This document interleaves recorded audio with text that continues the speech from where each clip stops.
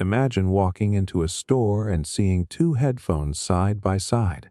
One has a big, bold box crammed with promises.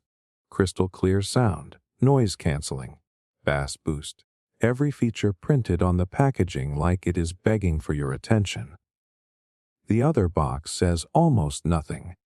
Just a sleek logo in the center, and maybe a single word like Pro or Max. Which one do you assume is better? Most people lean toward the one that speaks less.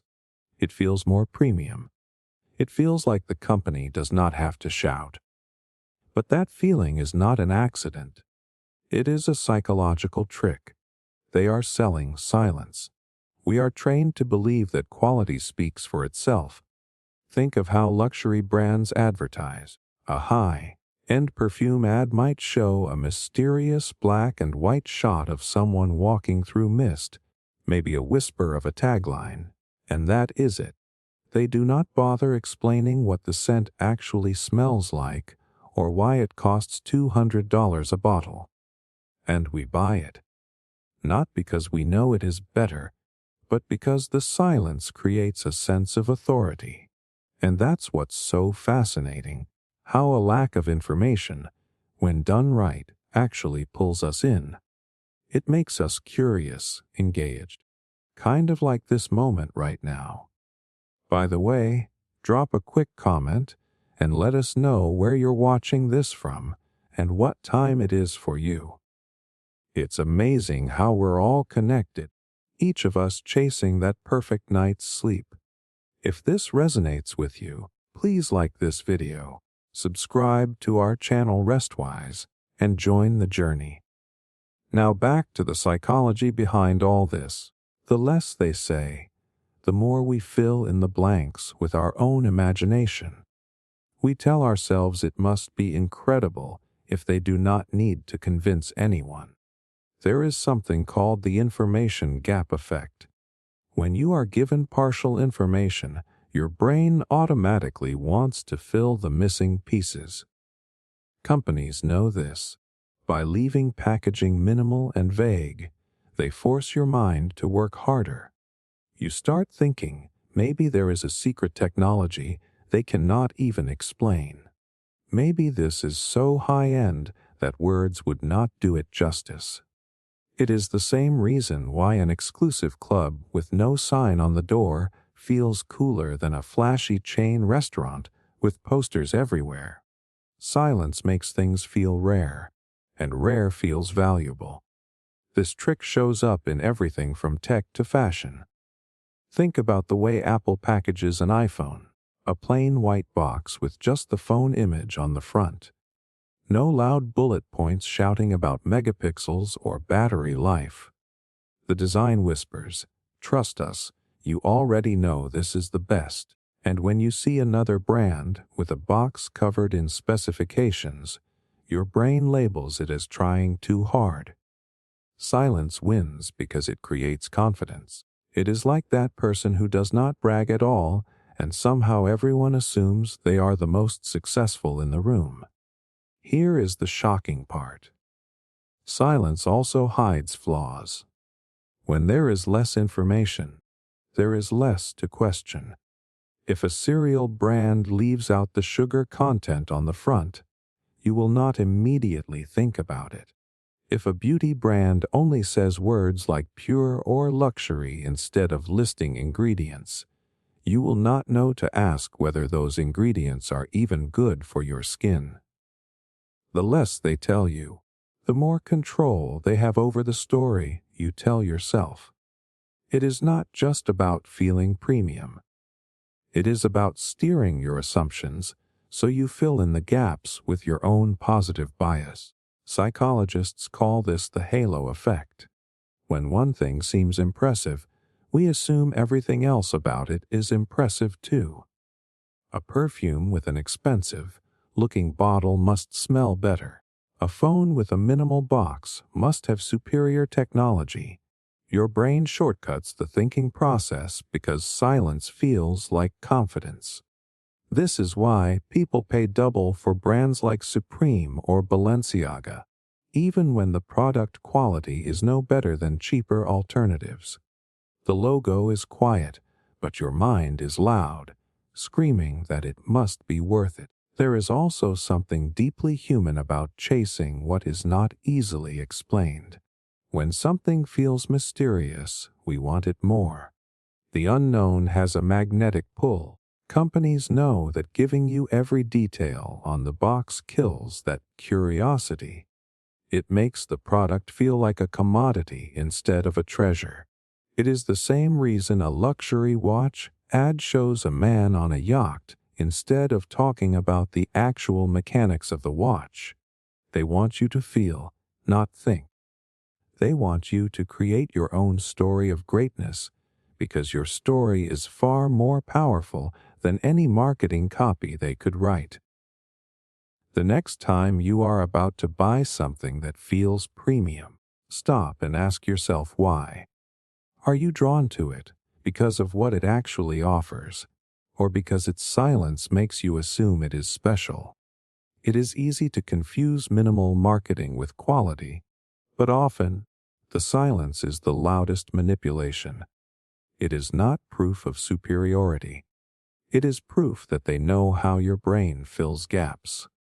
They know you will write the script for them, and that script will always be better than the one they could have written themselves. Once you see this, it is hard to unsee. You notice that the priciest wine bottles have the simplest labels. You notice that the most expensive cars have ads with no talking, just a shot of the car gliding through mountains with a single logo at the end. Silence does not just sell a product. It sells a feeling.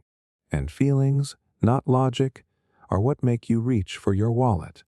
Manufactured imperfection. Have you ever noticed how the word handcrafted makes something instantly feel special? That one word flips a switch in your brain. It tells you this product was not cranked out of a cold factory line. It was made by someone with care, with hands that maybe left tiny imperfections behind. And suddenly, those imperfections feel like proof of authenticity. But here is the twist that most people never think about. Companies know you crave that feeling of realness so much that they intentionally fake it. They build flaws on purpose. They make things look less perfect to trick you into believing it is more valuable. It is a brilliant psychological play. We humans have this weird connection to imperfection because it feels human. Something that looks too perfect feels sterile, like it has no story. Think of a brand new leather bag straight out of a machine. Smooth, flawless, kind of lifeless. Now compare that to one that has slight creases, a little uneven stitching, maybe a few marks that scream handmade. Which one feels more expensive? Most people instinctively pick the second one. But here is the dark secret. A lot of those little imperfections were engineered by machines in a factory that wants you to think a craftsman spent hours working on it. This is not just with fashion. Look at home decor. Rustic furniture is a huge trend, right? All those scuffs, scratches, and uneven paint strokes that make it feel like it has history. Most of the time, those flaws are not real age marks. They are literally applied by workers using sandpaper and paintbrushes in a factory assembly line. They are distressing the wood so that you will pay more for it. Your brain sees it and goes, "Wow, this must have been built by someone in a tiny workshop with a story behind it." The reality, it is mass-produced. The story is a complete illusion. Why does this work so well? Because of something psychologists call the effort heuristic. We assume that if something looks like it took more time, more skill, or more hands-on effort, it must be worth more. The word handcrafted taps into that bias. It does not matter if the process was almost identical to machine manufacturing. The moment a brand says handcrafted or hand-finished, You believe you are buying something with soul, something unique, something no one else has. And that belief is powerful enough to justify a higher price. Food companies use this trick too. Ever seen a loaf of bread with uneven cuts or a cookie that is deliberately not perfectly round? You think, wow, these look homemade. But they are not. Machines are calibrated to create those random imperfections because they know you associate perfect symmetry with mass production. Even luxury chocolate brands will create bars with uneven edges because something in your brain says, if it is not uniform, it must be artisanal. And artisanal means better, even if the taste is identical to a cheaper, mass-produced version. The craziest part is that imperfections are now a luxury feature. Brands spend extra money to make things look less perfect because we equate perfection with cheapness. We do not realize how upside down this is. Imagine telling someone 100 years ago that one day people would pay more for furniture that looks like it has scratches or jeans that come with holes already torn in them. They would laugh at you. But now, a pair of ripped jeans can cost hundreds of dollars because they look like they have a story. A story you are literally paying extra for. Think about the way this messes with our perception of value. If I told you a ceramic mug was made by a robot, perfectly smooth, you would probably value it less than one with a slight wobble in its shape. That wobble makes you feel like it is unique, like a human left their fingerprint on it. Companies know this and have learned how to fake uniqueness at scale. They even use this tactic on digital products. Ever notice fonts that look hand-drawn or logos with uneven lines? It is all engineered imperfection.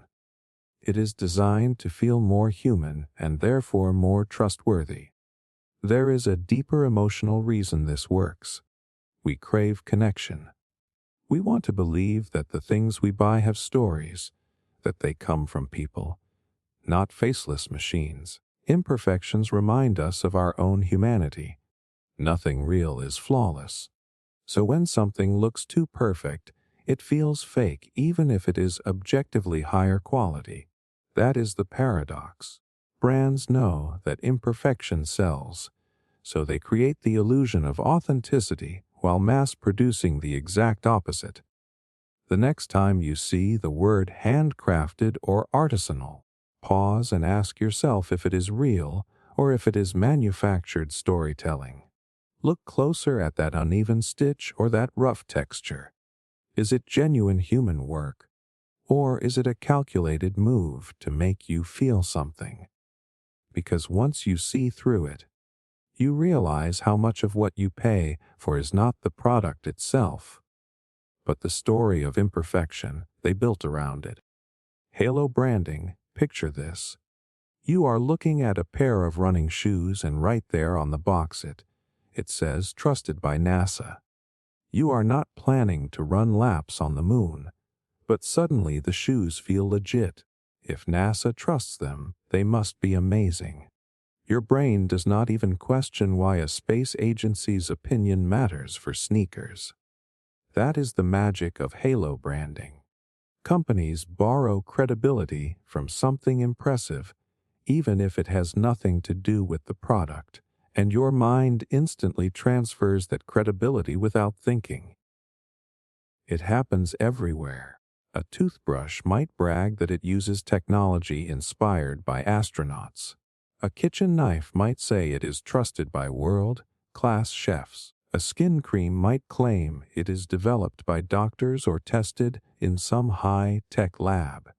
You rarely stop to ask, what does any of that have to do with me? Because the second you see authority or prestige attached to a product, your brain switches into shortcut mode. If it is good enough for an expert or some big-name institution, it must be good enough for me. And that shortcut is exactly what marketers exploit. The halo effect is a deep psychological bias. When we see one positive trait, we assume everything else about the product must also be positive. It is like when someone is ridiculously good-looking, and you just assume they are also kind, smart, and talented, even if you know nothing about them. Brands use the same trick. They shine one impressive spotlight, like NASA, the military, Olympic athletes, or even vague claims like laboratory tested, and that glow spills over onto the entire product. Suddenly, you believe in it, even if nothing else about it has changed. The craziest part, most of these claims are either exaggerated or irrelevant. Just because a product was inspired by technology used in a spacesuit does not mean it is automatically better for your feet or your kitchen. But your brain does not care about the logic. It cares about association. You trust NASA, so you trust anything tied to NASA. You admire Olympic athletes, so if they are shown drinking a certain energy drink, you assume that drink must actually make you faster, even though it is just sugar and caffeine wrapped in slick branding. Think of car commercials. A rugged truck drives through the desert with a voiceover saying it uses aerospace-grade aluminum. Do you actually know what aerospace-grade means? Probably not. It just sounds impressive. It feels like you are getting something designed for the extremes of space and science, even though it is just clever language designed to hijack your perception of quality. And the price? It goes up because you are not just buying a truck anymore. You are buying the idea that it is built with the same precision as a rocket. This trick also works with celebrity endorsements. When a basketball star wears a particular brand of headphones, you do not stop to think about whether they are actually the best headphones. You think, if they are good enough for someone at that level, they must be good for me. It is halo branding with a human face. The credibility of the athlete bleeds into the product, even if they are being paid millions just to pose with it. Even health products abuse this bias. You see labels that say recommended by doctors or clinically tested. But who are these doctors? What clinic? Was the test even real? Most people never dig that deep, because the mere mention of medical authority is enough to create a sense of trust. That is why toothpaste brands have used the line 9 out of 10 dentists recommend for decades. No one knows which dentists, no one asks. The halo of dental authority is all that matters. The power of halo branding is not just in the credibility it borrows, but in the silence it creates. When you see NASA or doctors or elite athletes mentioned, you stop asking hard questions. You stop comparing features or ingredients or actual performance. Your brain relaxes because it feels safe, and that feeling is exactly what companies want. They are not selling you just a shoe or a cream or a car. They are selling you the belief that someone smarter or more advanced has already done the homework for you. This is why you will see things like Michelin-starred chefs endorsing non-stick pans or military-grade materials in backpacks, or even coffee companies bragging that their beans are enjoyed by pilots or explorers. These connections sound cool, but they have nothing to do with how well the product actually works for you. They are carefully chosen badges of trust. Borrowed authority. Halo branding makes you believe you are buying into excellence, when really you are just buying into an idea.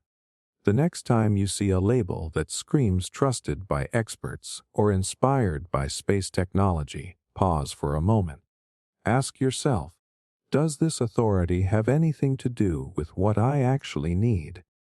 Would I buy this if NASA's name were not plastered on the box?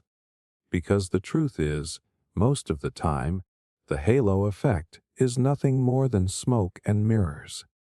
It is not proof of quality. It is proof of how easily our brains connect dots that were never meant to be connected. Slow reveal ads. Have you ever watched an ad that made you feel something so deeply you barely even cared what the product was? Maybe it showed a tear-jerking story of a family reconnecting, or a breathtaking shot of someone running across a desert at sunrise. The music swells, the visuals hook you, and by the time the actual product shows up at the end, you already feel like you have to have it. That is no accident. This is a psychological strategy called the slow reveal, and it is one of the most manipulative ways companies hide flaws in plain sight. The trick is simple but devastatingly effective. Instead of starting with the product and its features, they start with your emotions. They grab you with a story that feels bigger than the product itself. A car ad might show a father teaching his daughter to drive, all about trust and family and growing up. For 2/3 of the ad, you do not even see the car clearly. Then, just at the end, the logo fades in. By then, you are not thinking about gas mileage or mechanical issues, or whether that model is known for breaking down. You are thinking about how much you want to feel like that father in the ad. The product has been tied to your heart, not your logic. This works because when we are emotionally invested, we stop asking hard questions. We stop looking for flaws. Psychologists call this effective priming. Your emotional state colors how you interpret new information. If an ad makes you feel warm and nostalgic, you are far less likely to scrutinize the fine print when they finally show you the product. Companies know this, and they exploit it. They hide the messy, boring, or negative details until they are sure your guard is down. Think about smartphone ads. They show slow motion videos of water splashing, beautiful night photography, friends laughing at a concert. By the time you even see the phone, you have already built a dream of what life would be like with it. You are not thinking about the fact that the battery might drain fast or the camera scratches easily. The ad never gave you space to ask those questions because it never put the product in front of you long enough to analyze it. Some companies take this to the next level by barely showing the product at all. Perfume commercials are notorious for this. They are basically short films about love, seduction, or mystery. You watch for 30 seconds, and maybe you see the bottle in the final 2. You know nothing about the scent, but you feel something. You feel like buying that perfume might somehow make you as captivating or desirable as the actor in the ad. This is not about flaws or features. It is about bypassing logic altogether. The slow reveal also works in subtler ways. Online, you will see a lot of subscription services doing this. They lure you in with beautiful storytelling or glossy lifestyle shots, but they hide the real details, like auto, renewal fees, or limited features, until after you have signed up. They know that once you have emotionally clicked, yes, your brain will find ways to justify sticking with it, even if the flaws become obvious later. That moment of commitment is all they need. This is closely tied to something called the foot in the door effect. Once you say yes to something small, like just watching an ad or giving a free trial, you are far more likely to agree to bigger commitments later. A slow reveal ad works like this first. They get you to agree emotionally that this brand feels good, that it aligns with who you are or who you want to be. Once you are on board with that feeling, you are much less likely to pull back when you see the actual product. What makes this strategy so sneaky is how invisible it is. Most people have no idea it is happening. You think you are choosing the product because of its quality or because it resonates with you. In reality, your brain has been warmed up like soft clay, molded into a shape that is ready to accept the sale. By the time you realize the product might not even live up to the dream, it is too late. Your emotions already made the decision. The next time you see a commercial or ad that waits until the very end to show what it is selling, stop and think about why. Ask yourself, why are they hiding the product? Why do they need to hook me with feelings before facts? Chances are, they are doing it because if they showed you the product first, you might start asking tough questions. Questions they do not want you to ask. Slow reveal ads are not about honesty. They are about distraction. They do not want you to buy the product with logic. They want you to buy it with your heart. And when your heart makes the choice, your wallet always follows. Digital hunger loops. Ever notice how you open an app just to check one thing, and suddenly it is 2 hours later? You are not weak. You are not lazy. You are caught in a trap that was built to keep you there. Apps like Instagram, TikTok, and YouTube have mastered something called digital hunger loops. They are designed to make sure your brain never feels satisfied enough to stop. Infinite scroll, suggested for you feeds. Autoplay. These are not features. They are psychological hooks disguised as convenience. Your brain is wired to look for reward patterns. It is the same mechanism that made our ancestors scan forests for food or danger. We are always looking for what is next. Tech companies know this, so they engineered their apps to give you little hits of dopamine in unpredictable ways. Maybe the next video will be hilarious. Maybe the next photo will be exactly what you want to see. Maybe the next swipe will give you something better. That maybe is what keeps you trapped. It is called variable reward, and it is the same principle that makes slot machines so addictive. You never know when the payoff will come, so you keep pulling the lever, or in this case, scrolling. Think about infinite scroll. Before this design existed, you had natural stopping points. You reached the end of a page, and your brain could pause. Now, there is no end. Your thumb keeps moving because your brain is tricked into thinking the next piece of content could be the one that feels perfect. And while you are waiting for that moment, time slips away. Companies love this because the longer you stay, the more ads they can shove into your feed. The more data they can gather about your behavior. Your time is their profit. Then there is the so-called suggested for you section. It is never random. Algorithms are studying you like a lab experiment, tracking what you like, how long you pause on a video, what makes you scroll faster, what makes you linger. Every swipe feeds the algorithm, and every recommendation is meant to feel eerily personal, like the app knows you better than you know yourself. The truth, it does. And once it learns how to push your emotional buttons, good luck pulling yourself away.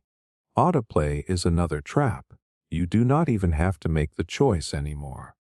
One video ends, the next one begins automatically.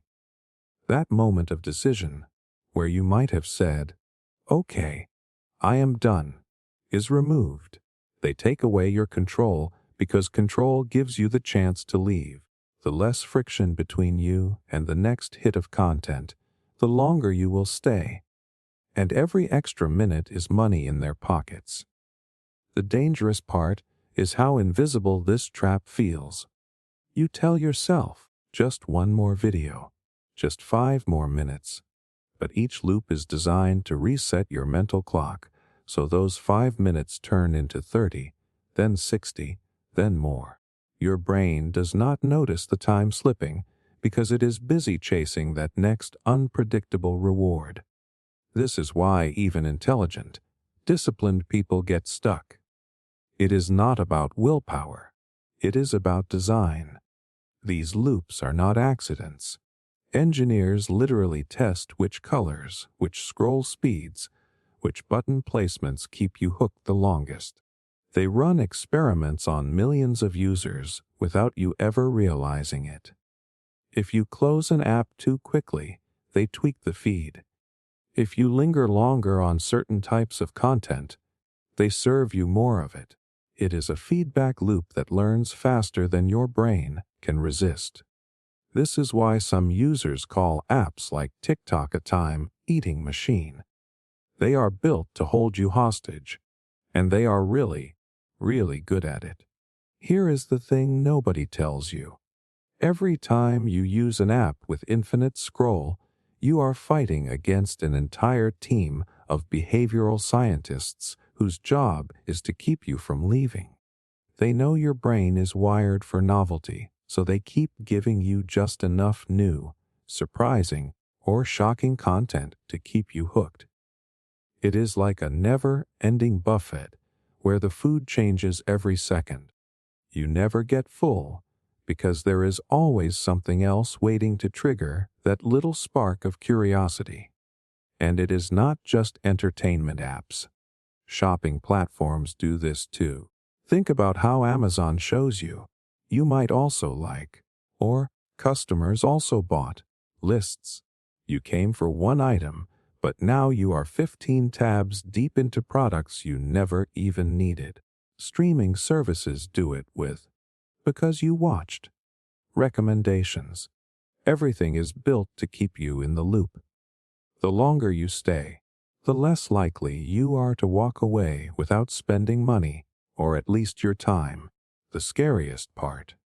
These loops reshape your brain. They train you to crave constant stimulation. Real life starts to feel boring in comparison because it does not deliver the same rapid, fire hits of dopamine. And the companies behind these platforms know it. They want you addicted because addiction means loyalty. You do not just like their product. You depend on it. The next time you find yourself endlessly scrolling, ask yourself, when did I choose to keep going? And when did the app decide for me? If you cannot tell the difference, that is the sign you are already inside the loop. And the loop does not care about your time. It only cares about keeping you hungry. Reverse devaluation.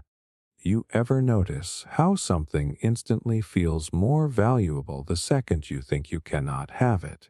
A product you barely cared about yesterday suddenly feels like a must. Have the moment you see those 3 magic words, out of stock. That feeling is not random. It is engineered. This is a trick called reverse devaluation, where companies pretend something is scarce or frequently unavailable, just to make you want it more. And it works because your brain is wired to see scarcity as value. When you see a product is out of stock, your mind does not think logically.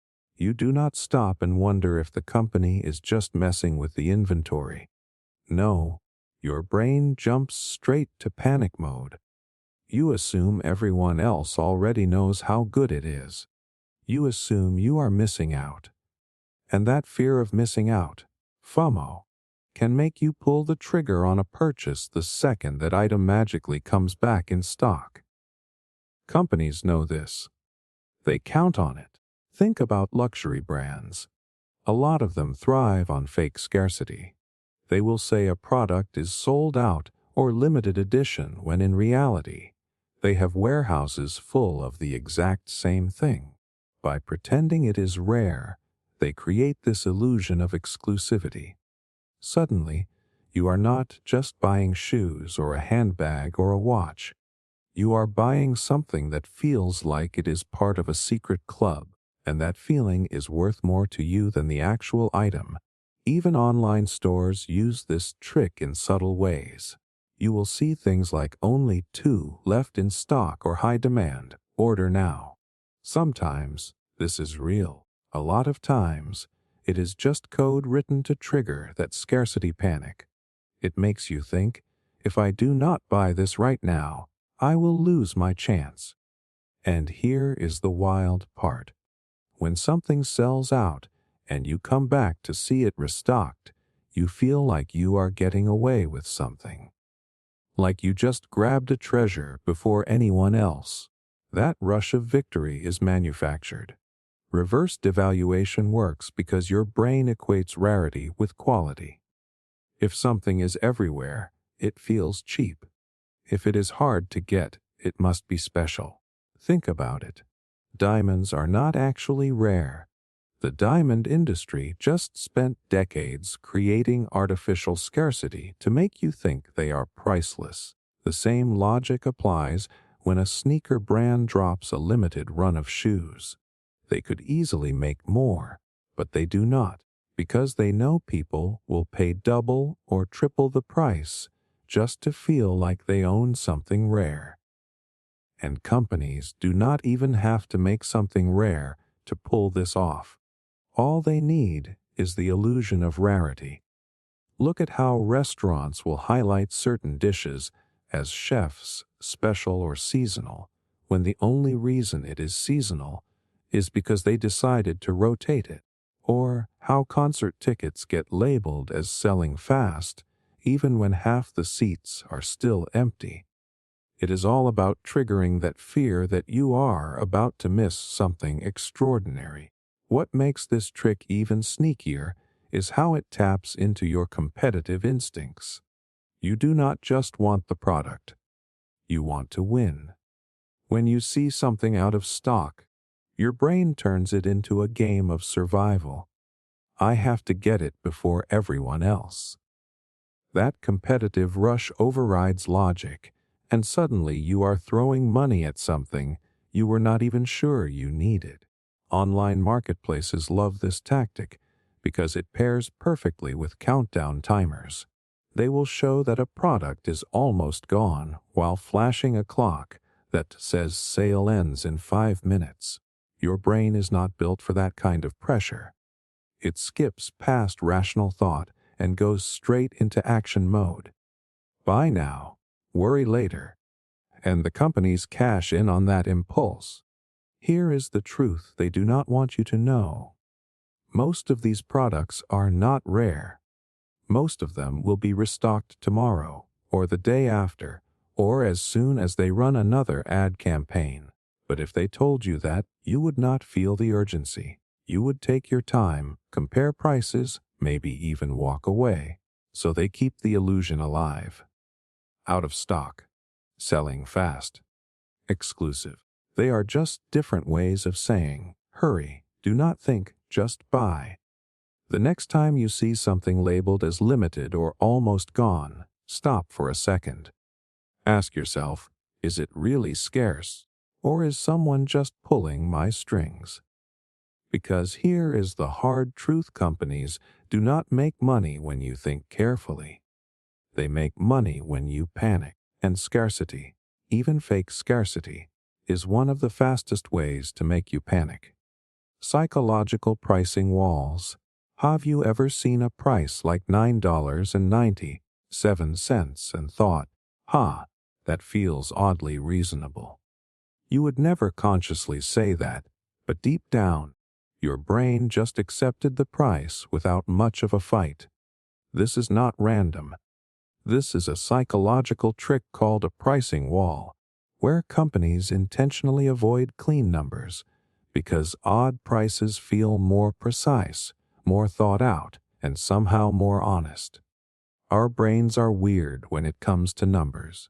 A product priced at $10 feels more expensive than one at $9.97, even though the difference is only 3 cents. That tiny gap makes your brain process it as being closer to $9 than 10. This is called the left digit effect. Your mind focuses on the first number it sees, and that first 9 feels way cheaper than a 10, even if it is practically the same cost. But pricing walls go deeper than just knocking a few cents off. When a price ends in something like 97 or 93, it feels like a calculation. It feels like someone ran the numbers, got it down to the exact lowest price they could offer, and that makes you trust it more. A price of $9 feels like someone rounded it up, like there is hidden room for profit. But $9.97. That feels like they are cutting it close, like you are getting a fair shake. This trick is everywhere. Supermarkets use it on almost every tag. Big box stores like Walmart practically built their entire pricing strategy on it. They know that a price ending in 99 feels cheap, but a price ending in 97 or 94 feels even more authentic, as if they are giving you the best possible deal. It is all smoke and mirrors, but it works because your brain loves shortcuts. It is easier to trust a weird, precise number than a round one. Now, here is where it gets even sneakier. Prices that are oddly specific, like $19.42, play an even stronger trick. Why? Because they look like they were calculated down to the penny. You think, this must be based on cost or some detailed formula. In reality, someone in marketing just picked that number because it looks believable. We trust numbers that feel too awkward to be fake, and companies use that trust to make you buy without questioning. Psychological pricing also plays with thresholds. When you see something for $100, that is a big leap. But when it is $99.99, it feels like you are still under that mental barrier of 100. Even luxury brands, which often use clean numbers for prestige, will sometimes drop in odd pricing for lower-tier products to make them feel like a steal. It is a calculated dance between perception and reality. Think about gas stations. Why do gas prices always end in 0.9 of a cent? That 0.9 is meaningless in real money, but it makes the price look like it is in the lower bracket. $2.99 feels like $2.99, not $3. That tiny illusion saves companies billions because it keeps consumers from mentally rounding up too soon. There is also the idea of price charm. Odd prices, especially ones ending in 7, are often used because they have been tested to feel more attractive.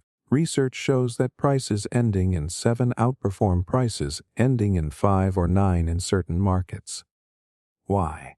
Because people think 7 feels unique and intentional, not like a lazy default. You see 7, you think, maybe this is a special deal. Again, all manipulation. Even online subscription services play this game. They will price something at something like $14.95 instead of 15 flat. Why? Because 15 feels like a commitment, while $14.95 feels like a casual expense. That 5 cents is irrelevant. It is all about nudging your brain over an invisible line where you stop thinking logically and just accept the deal. What makes pricing walls so dangerous is that we rarely notice them.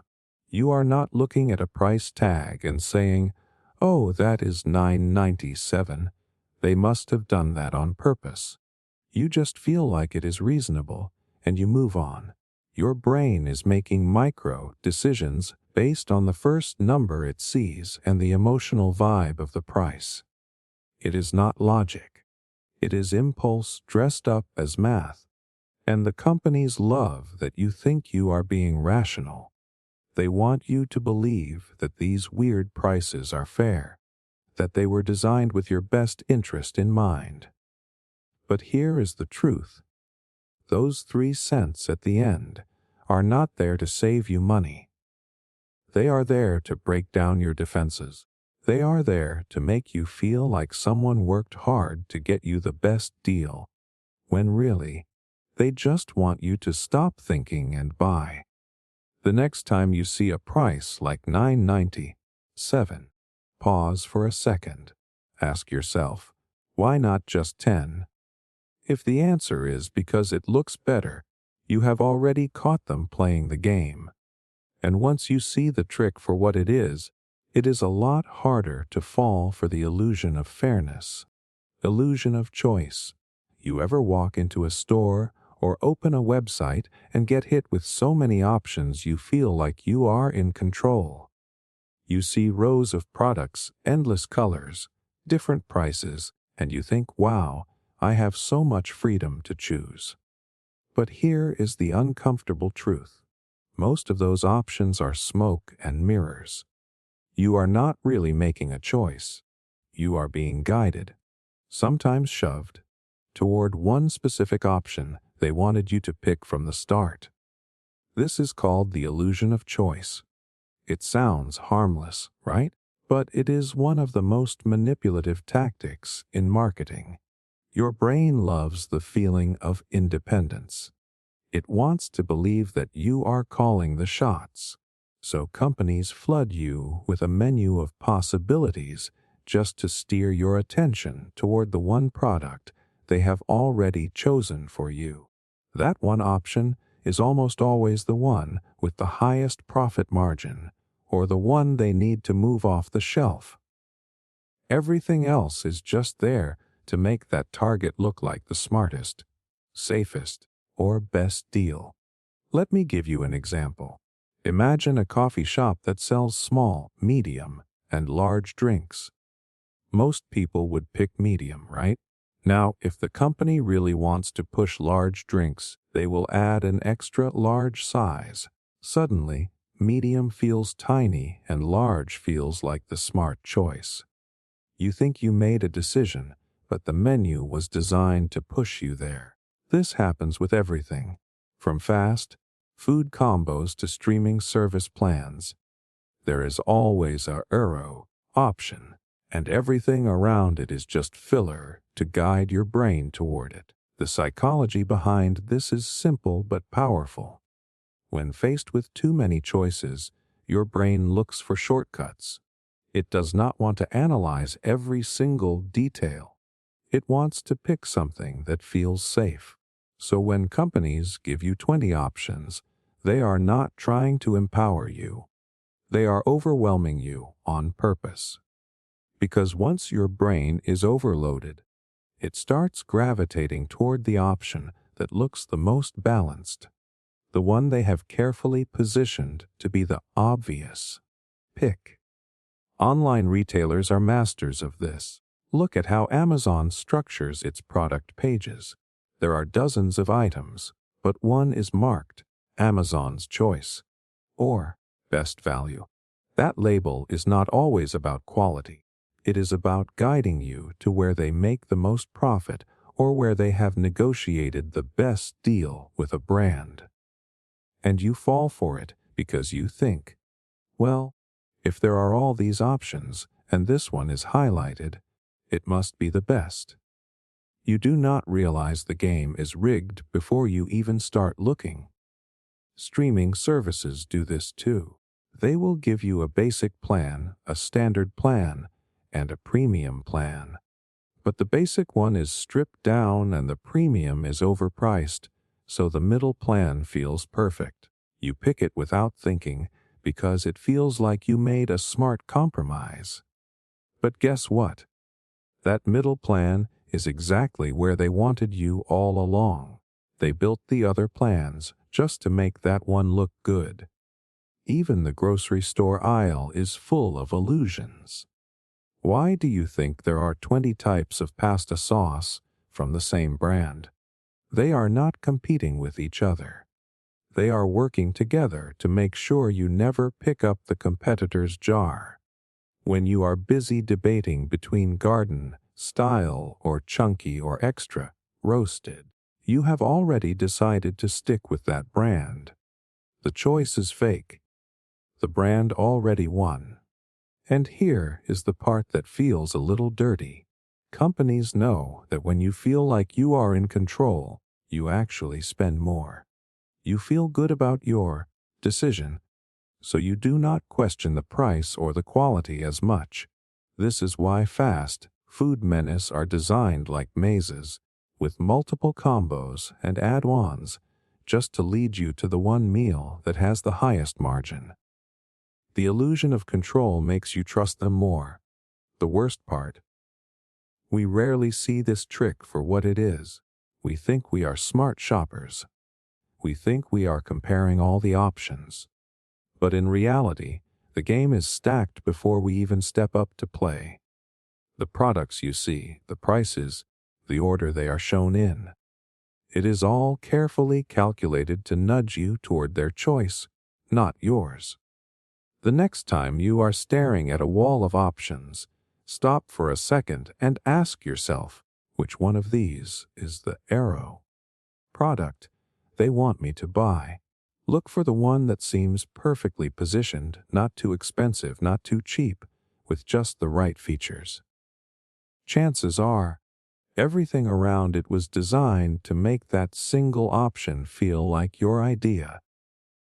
But if you look closer, you will see that the freedom you thought you had was never real in the first place.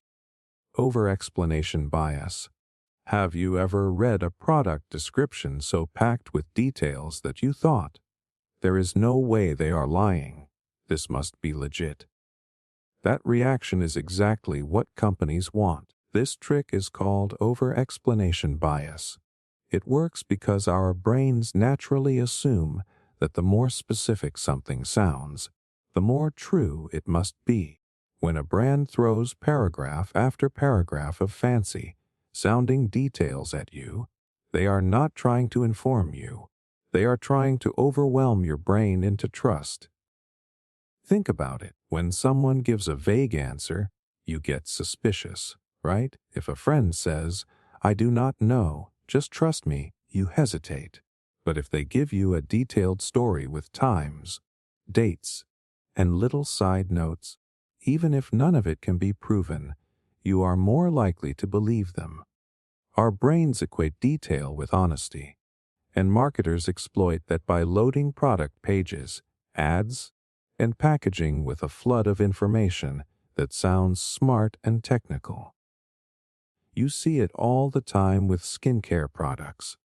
They will hit you with 20 different active ingredients, each with complicated names like hyaluronic acid or niacinamide or peptides.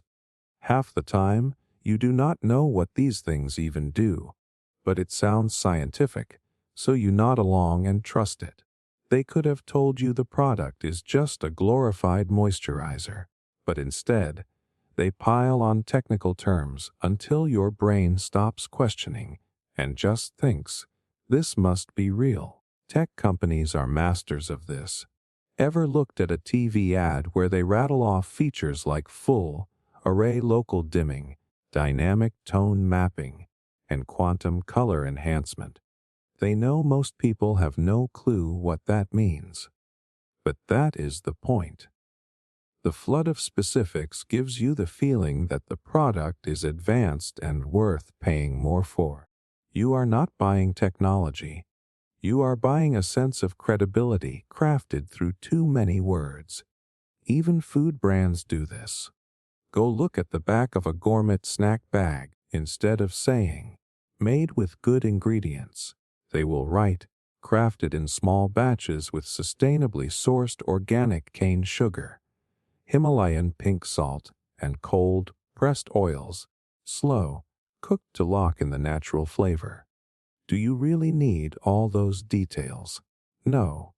But your brain thinks, wow, they must care about quality, because look at how much they are telling me. Over-explanation becomes a weapon to make you feel safe. The psychological mechanism behind this is simple. Your brain has limited energy to process information. When you hear a ton of specifics, you subconsciously assume that someone went through the effort of gathering all these facts, and liars do not usually bother with that. It feels like evidence, even when it is just filler. Studies have shown that adding irrelevant but precise sounding details makes people rate information as more trustworthy. It is like adding seasoning to a bland meal. Suddenly, it tastes better even if nothing actually changed. Marketers also know that over-explanation can make products feel more premium. A regular coffee might just say, medium roast, but a premium one will have a description like, slow roasted in small batches at high altitude to preserve complex caramel undertones and a smooth finish. The story is longer, so the price feels justified. You are not paying for coffee. You are paying for the narrative, the illusion of expertise. Even subscription services and online courses use this trick. Instead of saying, learn marketing, they will say, learn the exact 7-step psychological framework used by top Fortune 500 brands, with 13 hours of video lessons, 42 real-world examples, and downloadable templates tested across 27 industries. You think, wow, this sounds packed with value, but all they did was drown you in numbers and vague claims to make you feel like you are getting something extraordinary. Here is the sneaky part. Over-explanation bias works even when the details are meaningless. A fake product with a long description full of jargon will outsell a real product with a short, simple explanation. Why? Because your brain mistakes length for legitimacy. You think, surely they would not write this much if it was not true. But that is exactly why they do it. It is a strategy designed to keep you from looking too closely. Next time you see a product description that feels like a novel, stop and ask yourself, how much of this is actually useful? If you strip away all the fluffy language, what is left? Often, the answer is nothing special. But by the time you realize that, the company has already convinced you to believe the hype. Over-explanation is not about clarity. It is about control. It is about stuffing your brain with so much proof that you stop asking questions. And the scary thing, it works almost every time, because we are hardwired to trust the person who seems to know the most, even if they are just throwing words at us. Once you see this trick, though, it is hard to unsee it. And suddenly, that 3-paragraph product label does not feel as honest as it used to. Ethical halo. Walk into any store right now and look around. Everything suddenly feels so ethical.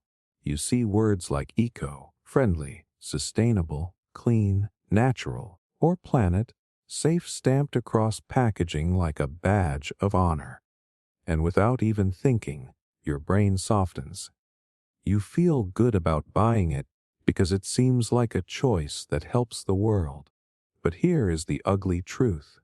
Most of these claims are smoke and mirrors. This is called greenwashing, and it works because companies know we want to feel morally clean when we spend money. The trick is simple.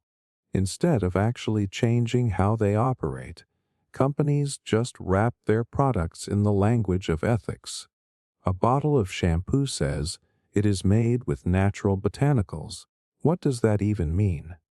It could be 99% synthetic chemicals and 1% plant extract, but your brain only sees natural.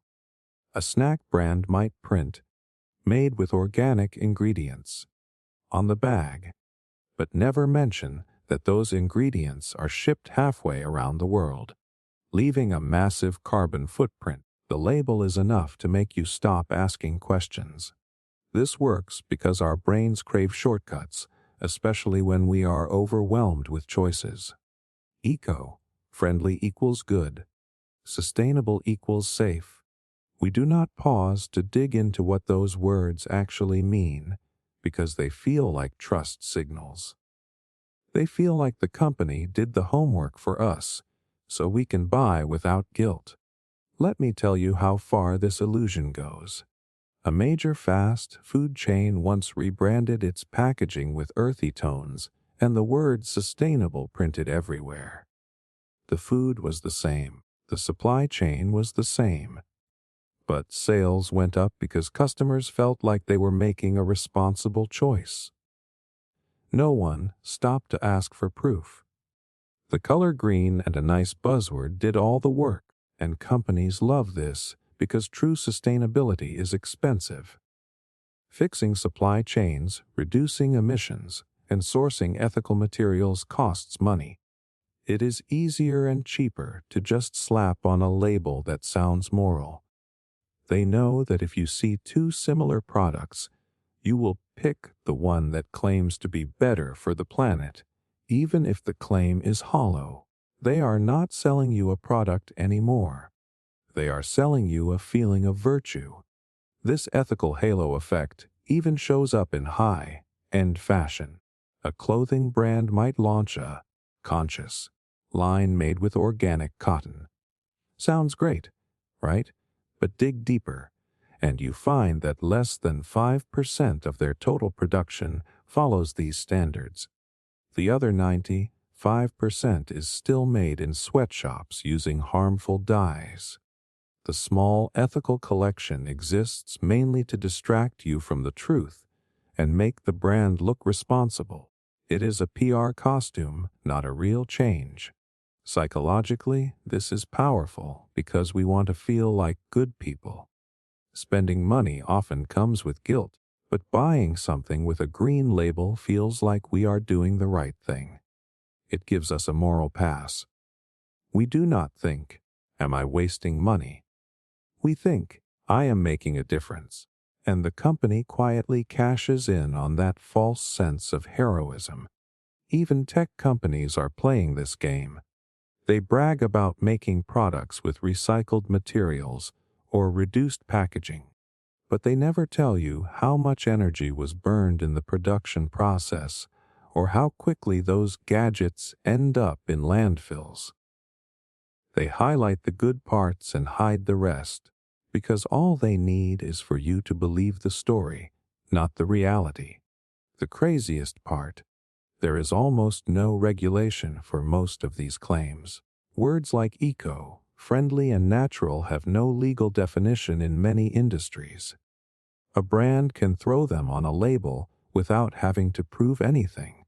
And because we trust packaging, because we trust big words that sound scientific or ethical, we let it slide. Once you see this trick, it is impossible to unsee it. Look at the cleaning aisle in a supermarket. Almost every bottle screams green or safe for the planet, but half of them are filled with chemicals that are harmful to the environment once they are washed down the drain. The ethical halo is just that, a halo. It shines bright enough to blind you from asking what is underneath. The only real way to fight this is to ask, what does this claim actually mean? If a company says sustainable, how exactly? If they say eco-friendly, compared to what? Most of the time you will find vague statements and zero proof. And when you realize how hollow it is, you will see that they were never trying to save the planet. They were just trying to save their profit margins by making you feel good. So the next time a product tells you it is ethical, pause and ask yourself, is this real, or is this just a story they want me to believe? Because if it is just a story, you are not buying a better product. You are just buying a warm, fuzzy feeling they manufactured to keep you from looking closer. Drip confusion. Ever notice how some companies never just tell you everything about a product up front? They drop one teaser, then another, then a little leak. A week later, it is never the full story, just enough to keep you hungry. That is not an accident. It is a strategy called drip confusion. The idea is simple. Keep you chasing pieces of information so you stay obsessed until you finally buy. It is the marketing equivalent of dangling a carrot in front of you. This works because our brains hate unanswered questions. When we see only part of a story, we crave the missing details.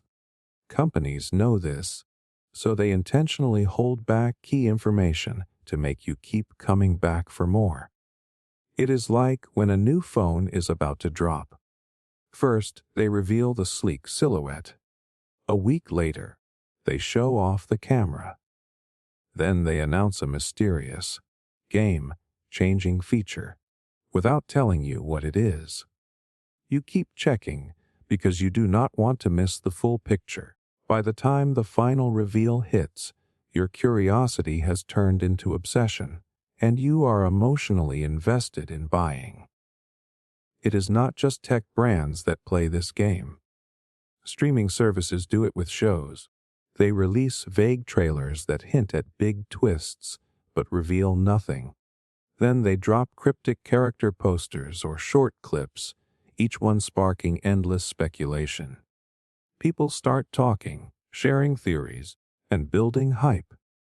The product, whether it is a phone or a TV show, feels bigger than life because you were forced to chase it in fragments. Here is the sneaky psychology behind it. The human brain is wired to seek completion. There is something called the Zeigarnik effect, which says we remember and focus more on incomplete tasks than completed ones. Companies weaponize this. They leave the story incomplete so that your brain keeps thinking about it. You check social media for updates. You talk about it with friends. You keep refreshing the product page because they have trained you to feel like you need closure. Apple is notorious for this. Before a new product launch, they leak rumors, partial designs, or cryptic hints about features. They never confirm or deny anything. This silence makes the internet go wild with speculation. By the time the official announcement drops, millions of people are already emotionally sold. Before they even know the full price or specs, it feels like you discovered the product piece by piece, but really, they orchestrated every beat of that curiosity loop. Fashion brands use drip confusion too. Instead of releasing a full collection all at once, they drop sneak peeks. One photo of a shoe, one blurry video of a jacket. Then they make you wait for weeks. Why? Because the longer you wait, the more you imagine how good it must be. Your brain fills in the blanks with perfection. When the full collection finally lands, you are ready to buy just to end the suspense. This tactic is brutal because it does not just manipulate your interest. It manipulates your time. Every update hooks you back in for another scroll, another article, another preview. It is a cycle designed to keep you coming back to their platforms, boosting their hype while draining your attention span. And here is the scary part. This trick works even when the final product is underwhelming. By the time the reveal happens, you have invested so much curiosity and mental energy that you feel like you have to buy, just to justify all the time you spent waiting. Car manufacturers have also mastered this game. When they have a new model coming out, they release cryptic videos of headlights or engine sounds. Then they show the car under a cover, letting you guess what it looks like. The full reveal does not happen until weeks later, but by then, car enthusiasts are glued to every update, already convinced they want it, even though they have not seen the whole thing. Drip confusion thrives on your fear of missing out. If you do not keep checking, you might miss the next big detail. It creates this weird tension where you feel like you are in on something, even though the company is just spoon-feeding you scraps. And because each new reveal feels like progress, you trick yourself into thinking you are making an informed decision, when really, you are just being strung along until launch day. The next time you see a brand revealing a product in pieces, pause and ask yourself, do I really care about this, or am I just caught in their game of withholding? If they cannot give you all the information up front, chances are they are not being strategic for your benefit. They are being strategic for your wallet. Drip confusion is not about building excitement in a fair way. It is about wearing down your curiosity until buying becomes the only way to feel like you have the full story. Once you see this trick for what it is, those teasers feel less magical and a lot more like a setup. Scarcity by design. Why is it that every time a hot product drops, it is instantly sold out? You rush to the site, your heart racing, only to see that soul-crushing message out of stock. It feels like everyone else got there before you, like you missed something rare and valuable. But here is the truth they do not want you to know. Most of the time, that shortage is fake. Companies deliberately release small stock on purpose to make you believe the product is more desirable than it really is. This is called scarcity by design. Scarcity is one of the oldest psychological levers. When something feels limited, our brains automatically assign it higher value. If you believe there are only a few left, you will move faster, pay more, and fight harder to get it.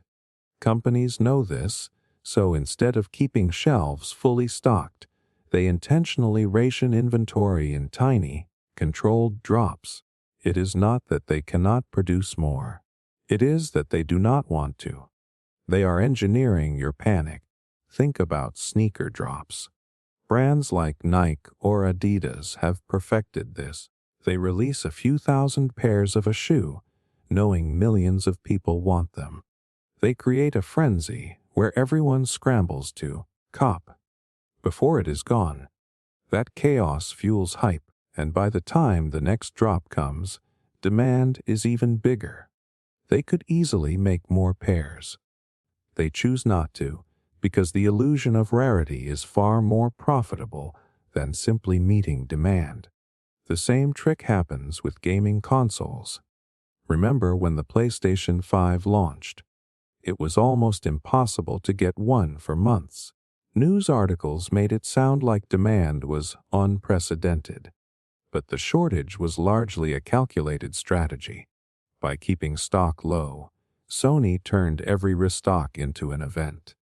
The harder it was to get, the more you wanted it. People were buying at double or triple the retail price just to feel like they won the race. Psychologically, scarcity lights up the fear center of your brain. You start thinking, if I do not get it now, I will miss out forever. It triggers something called loss aversion, the feeling that losing an opportunity is worse than gaining something new. You do not even have time to evaluate if the product is worth it, because the clock is ticking and your fight or flight instincts take over. That is exactly what brands want. Fashion houses like Supreme have built entire empires on scarcity by design. They never mass-produce anything. They release limited drops every week, each one selling out in minutes. The scarcity itself becomes the marketing. People line up for hours not just to buy, but to feel like they are part of something exclusive. The fewer people who can have it, the more valuable it feels, even if the product itself is nothing special. The wild thing is that this works even when we know we are being manipulated. Apple fans know that every September, new iPhones launch in limited stock.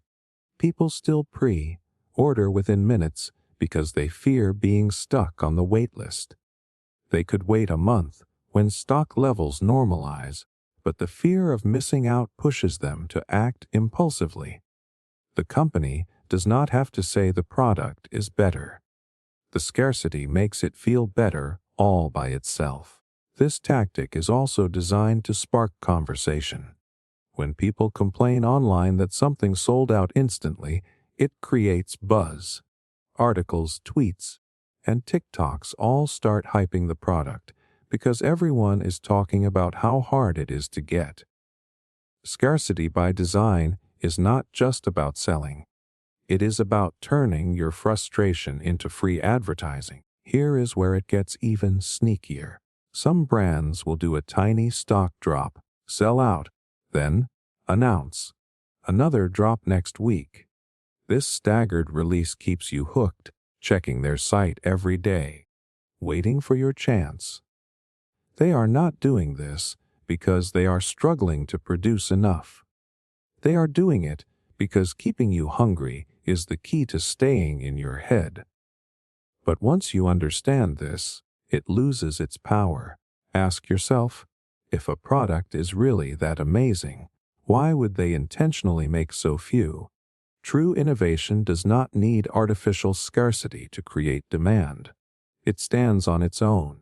When you see these manufactured stock shortages, recognize them for what they are: a psychological trap to push you into an emotional purchase. The next time you see a product drop that sells out in seconds, take a breath. Remember that scarcity is often a story, not a reality. If you wait, they will restock, because they want your money just as much next month as they do today. Once you break free from the hype, you will see that these rare drops are rarely about the product's quality. They are about creating the illusion of value by making you feel like you are not allowed to have it. Over-Relatability. Have you ever watched a commercial where someone tells a heartwarming real-life story that feels a little too perfect? Maybe it is a mom talking about how a certain brand of cereal saved her mornings, or a guy saying how a razor changed his life, or a group of friends laughing like they are in the happiest moment of their existence. It all feels natural, relatable, and authentic. But here is the truth. Most of these real stories are completely fake. They are scripted down to the pause, written by copywriters who know exactly which words will make you nod along and trust them. This trick is called over-relatability. Brands have realized that people do not trust polished ads anymore. We are too smart for that. We know when something is being sold to us. So instead of showing us a glossy pitch, they dress their message up as something real. They show us regular people telling their story, so we let our guard down. It feels like a friend talking to you, not a company. Think about how powerful that is. When you see a mom on screen saying, "I used to struggle every morning until I found this breakfast option," your brain goes, "Wow, she is just like me." You relate to her problem, and if you relate to her, you trust her solution. But the reality is that mom is an actress. Her story was built in a marketing meeting. And that cereal, it did not save her life. She is reading a script designed to make you believe it did. The genius of over-relatability is that it taps into something deeply human, our need to see ourselves in other people. When we watch someone who looks, sounds, or feels like us, our brain mirrors their emotions. We think, if it worked for them, it will work for me. It is the same psychology behind why customer reviews are so powerful. Except in this case, the reviews are fake and carefully engineered. Social media has made this even worse. Companies now hire influencers to tell personal stories about products. But behind the scenes, every word is planned. They will post something like, "I was not sure about this brand at first, but after trying it for a week, I am obsessed." It feels raw, but it is all staged. They know that the more real it seems, the more likely you are to believe it. One of the best examples of this is in skincare ads. You have probably seen those before and after testimonials where someone says, "I was insecure about my skin until I found this product." Their tone is shaky, almost emotional, as if they are confessing something personal. But those testimonials are often fake scripts delivered by paid actors. They even use lighting and editing tricks to make the before photo look worse, so the after looks magical. And here is the kicker. Our brains are wired to believe stories more than facts. You could be shown all the data in the world about why a product is average, but if one person tells a touching story about how it changed their life, that story will stick in your mind. Brands know this. That is why they hire entire teams to write relatable narratives that feel raw and unscripted. They know emotion sells way better than information. Sometimes they will even show the flaws of the people in their ads just to make it believable. They will have a woman with messy hair talking about how she just woke up and is sharing her secret for the best morning routine. But guess what? That messy hair was styled to look messy, the kitchen behind her, staged by a designer to look effortlessly imperfect. Every detail is crafted to make you think she is just like me. She is not. She is a character in a play designed to sell you something. This is why so many ads now look like TikToks or home videos. Big brands know that people trust content that feels user-generated, so they fake it. They shoot authentic videos with high-end cameras, then add shaky cam or bad lighting to make it seem real. They want you to think you are watching a real person's life, not a multi-million-dollar production. The next time you see one of these real stories, ask yourself, does it feel almost too relatable? That is the sign it has been engineered. Real people are messy. Real stories do not follow perfect three-step arcs where someone has a problem, finds the solution, and instantly smiles with joy. That is fiction dressed as reality. The dangerous part is that over-relatability does not just sell you products, it sells you trust. When someone looks and feels real, you instinctively let your defenses down. You think, this is not an ad, it is advice. And once they have your trust, they can sell you anything. The cereal, the razor, the face cream, it does not matter. What matters is that they have convinced you they understand you. So pay attention to those real people in ads. Look at how their stories are perfectly structured, how their struggles sound just vague enough that anyone could relate, and how their solution always points to one magical product. Once you see how fake it is, the illusion shatters. Over-relatability stops being charming. It starts feeling like what it truly is, a script designed to trick you into believing a lie. False vulnerability. You have probably seen it before. A brand that acts like it is just a small team trying to make a difference. They say things like, we are just a little company with a big dream. They make themselves sound like the underdog, the tiny player in a world of giants. And it works.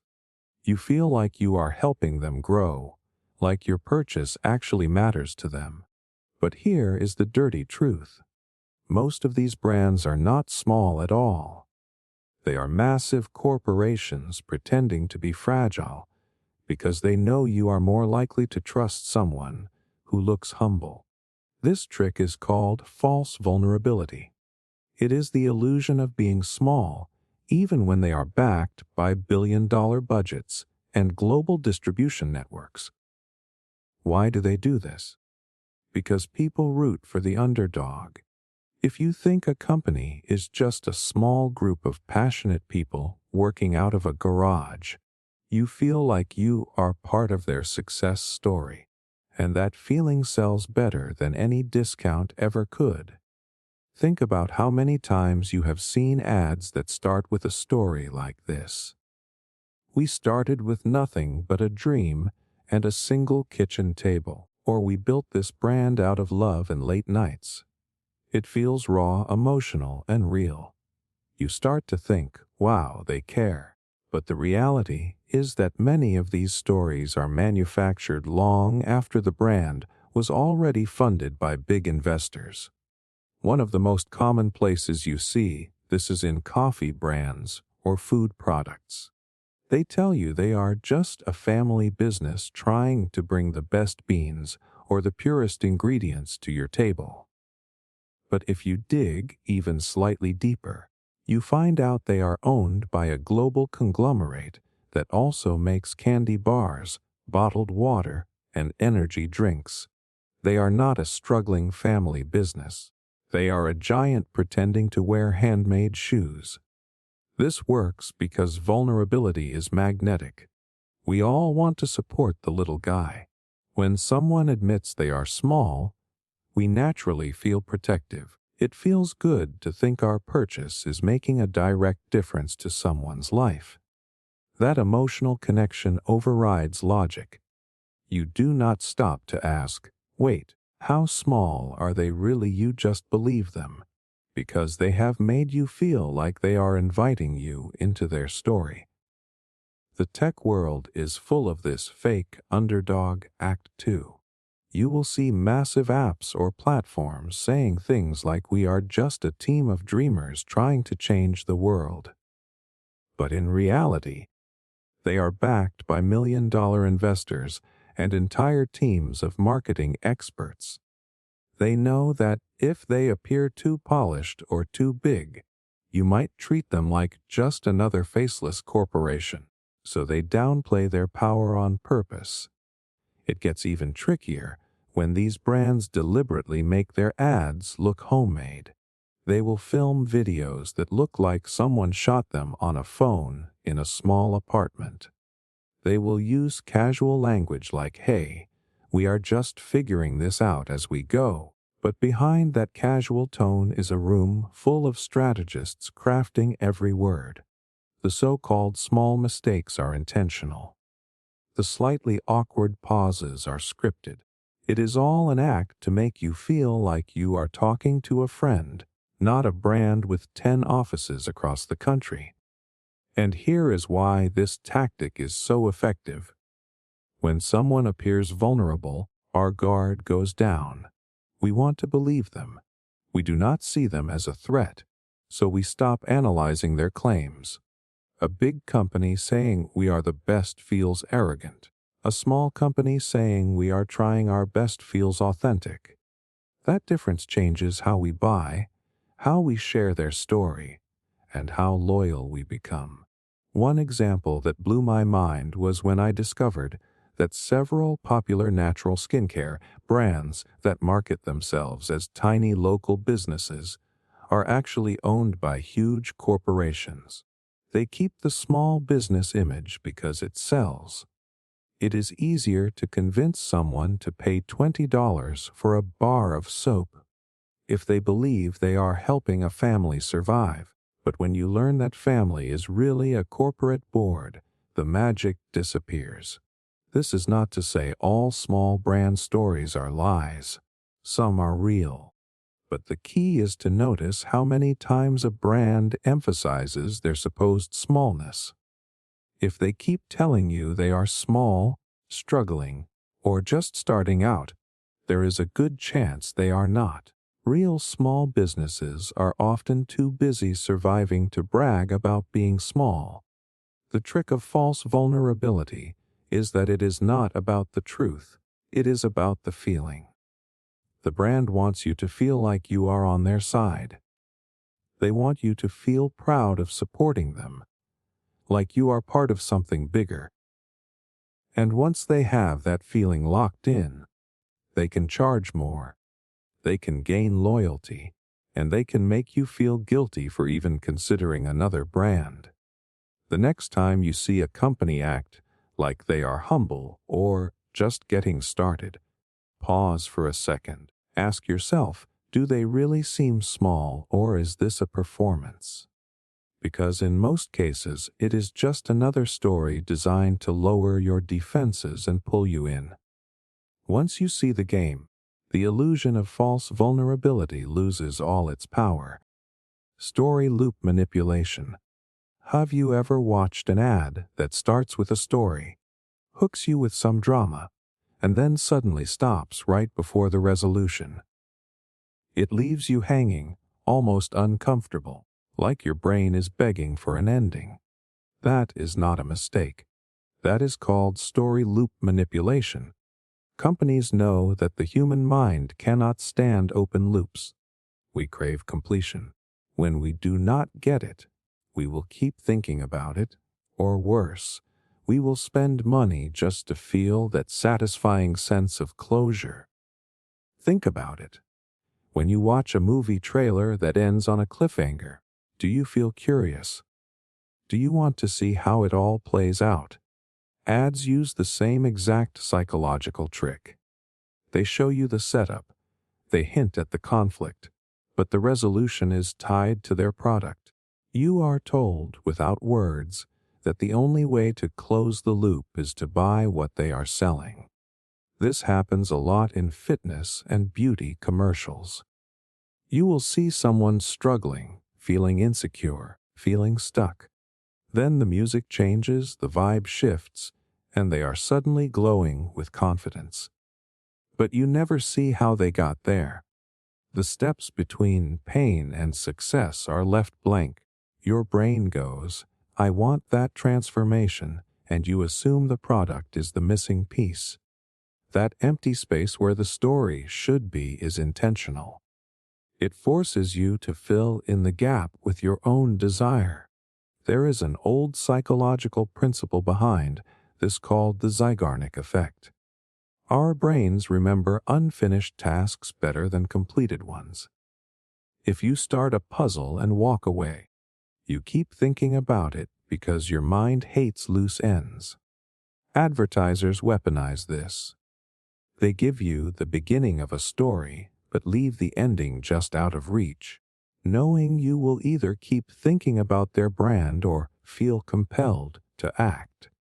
Some of the best examples of this are those mini drama ads that show someone on the verge of a breakthrough.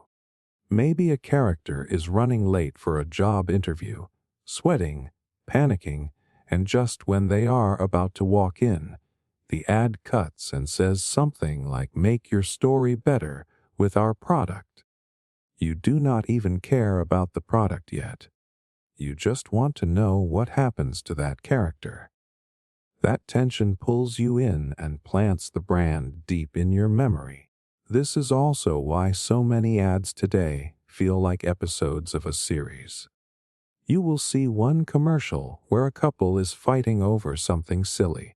Then, the next commercial shows them making up while cooking dinner with a certain sauce or gadget. The story unfolds across multiple ads, and to get the full story, you have to keep watching, keep engaging, and sometimes keep buying.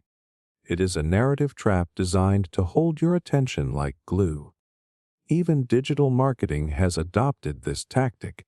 Have you ever seen an Instagram ad where someone says, "You will not believe what happened next," and then cuts the video?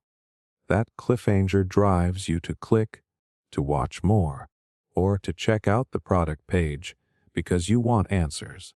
The story loop is dangling in your mind like an itch you have to scratch. The genius of story loop manipulation is that it does not feel like selling. It feels like curiosity. You do not feel pressured to buy. You feel intrigued, pulled, almost hypnotized by the need to know more. That is why this trick is so powerful. It bypasses your logical thinking and taps straight into the emotional part of your brain that hates unfinished business. One classic example is how luxury car ads tell stories. They rarely talk about the car directly. Instead, they show a character driving through a storm or escaping the noise of the city. There is tension, mystery, and a sense that something big is about to happen. But the ad ends before you see what happens next. The resolution is never shown. You are left thinking about that car long after the ad is over because your brain is still trying to finish the story. This trick is not just used in commercials. Subscription apps use story loops too. Think about dating apps that show you a blurred out face of someone who liked you, but to see who it is, you have to pay. Your brain is hooked. The story is unfinished. You pay for closure. Even big streaming services use story loop manipulation when promoting new shows. They will show you half of a scene, just enough to build tension, and then flash their logo. The goal is not just to tease you. The goal is to leave a hole in your brain that only their product can fill. When you start noticing this trick, it feels a bit like a magic trick being revealed. You begin to see how every pause, every cut, every cliffhanger is built to create tension. And tension makes us act. We want to feel that satisfying click of resolution. So we buy, we subscribe, we click through. The next time an ad grabs your attention with a story, pay attention to how it ends. Does it give you closure, or does it leave you hanging just enough to feel uncomfortable? That feeling is not an accident. It is design. Story loop manipulation is not about selling a product directly. It is about keeping your mind stuck on a question you did not ask for, so the brand becomes the answer you cannot ignore. Manufactured nostalgia. Have you ever seen a brand suddenly start looking old, vintage, or retro and thought, "Wow, this feels familiar"? Maybe the packaging looks like something from your childhood, or the ad has that grainy film vibe, with warm music playing in the background. It hits you in the heart before you even know why. That is not an accident. It is called manufactured nostalgia. Companies know that when they tap into your memories, even fake ones, you are more likely to trust, love, and buy from them. Nostalgia is one of the strongest emotional triggers we have. It makes us feel safe and connected to a time when life felt simpler. It brings back feelings of comfort, of family dinners, of childhood summers. But here is the wild thing. Most of the time, the nostalgia these brands are selling is completely made up. They are not trying to remind you of your actual past. They are trying to build a version of the past that never even existed, but feels real enough to spark an emotional reaction. Think about how many new brands slap on retro fonts, old-school color palettes, and phrases like "since 1972, even if they launched 2 years ago. They want you to think they have history, tradition, and credibility. They want to make you feel like buying from them is like stepping back into a better time. And because our brains are wired to connect emotion with trust, this trick works almost every time. Fast food companies are masters of this. You might have noticed that some chains suddenly bring back old logos or use vintage-style ads with family photos and washed-out colors. They are not doing it for fun. They are doing it because nostalgia creates a warm glow in your brain that makes you overlook the reality of what they are selling. You feel like you are part of something bigger, something timeless, even if the fries you are eating are the same as always. There is a psychological mechanism behind this called the reminiscence bump. It means we tend to remember things from our childhood and teenage years more vividly than anything else. Advertisers know this. They aim straight at those years because they know that even a subtle reminder of the past can trigger powerful emotions. A certain shade of orange or a familiar jingle can make you feel like you are 10 years old again, eating ice cream in the sun. That feeling makes you open your wallet faster than logic ever could. But what makes manufactured nostalgia so sneaky is that it does not just work on real memories. It can create a false sense of memory too. Have you ever seen a product with an old-timey label and thought, "This feels like something my grandparents might have used, even though you have never seen it before"? That is the trick. The brand is not selling the product itself. It is selling the idea of tradition and authenticity. It is creating a memory you never had but wish you did. Clothing brands do this all the time. They will make new clothes look worn, faded, or retro, as if they have been part of your life forever.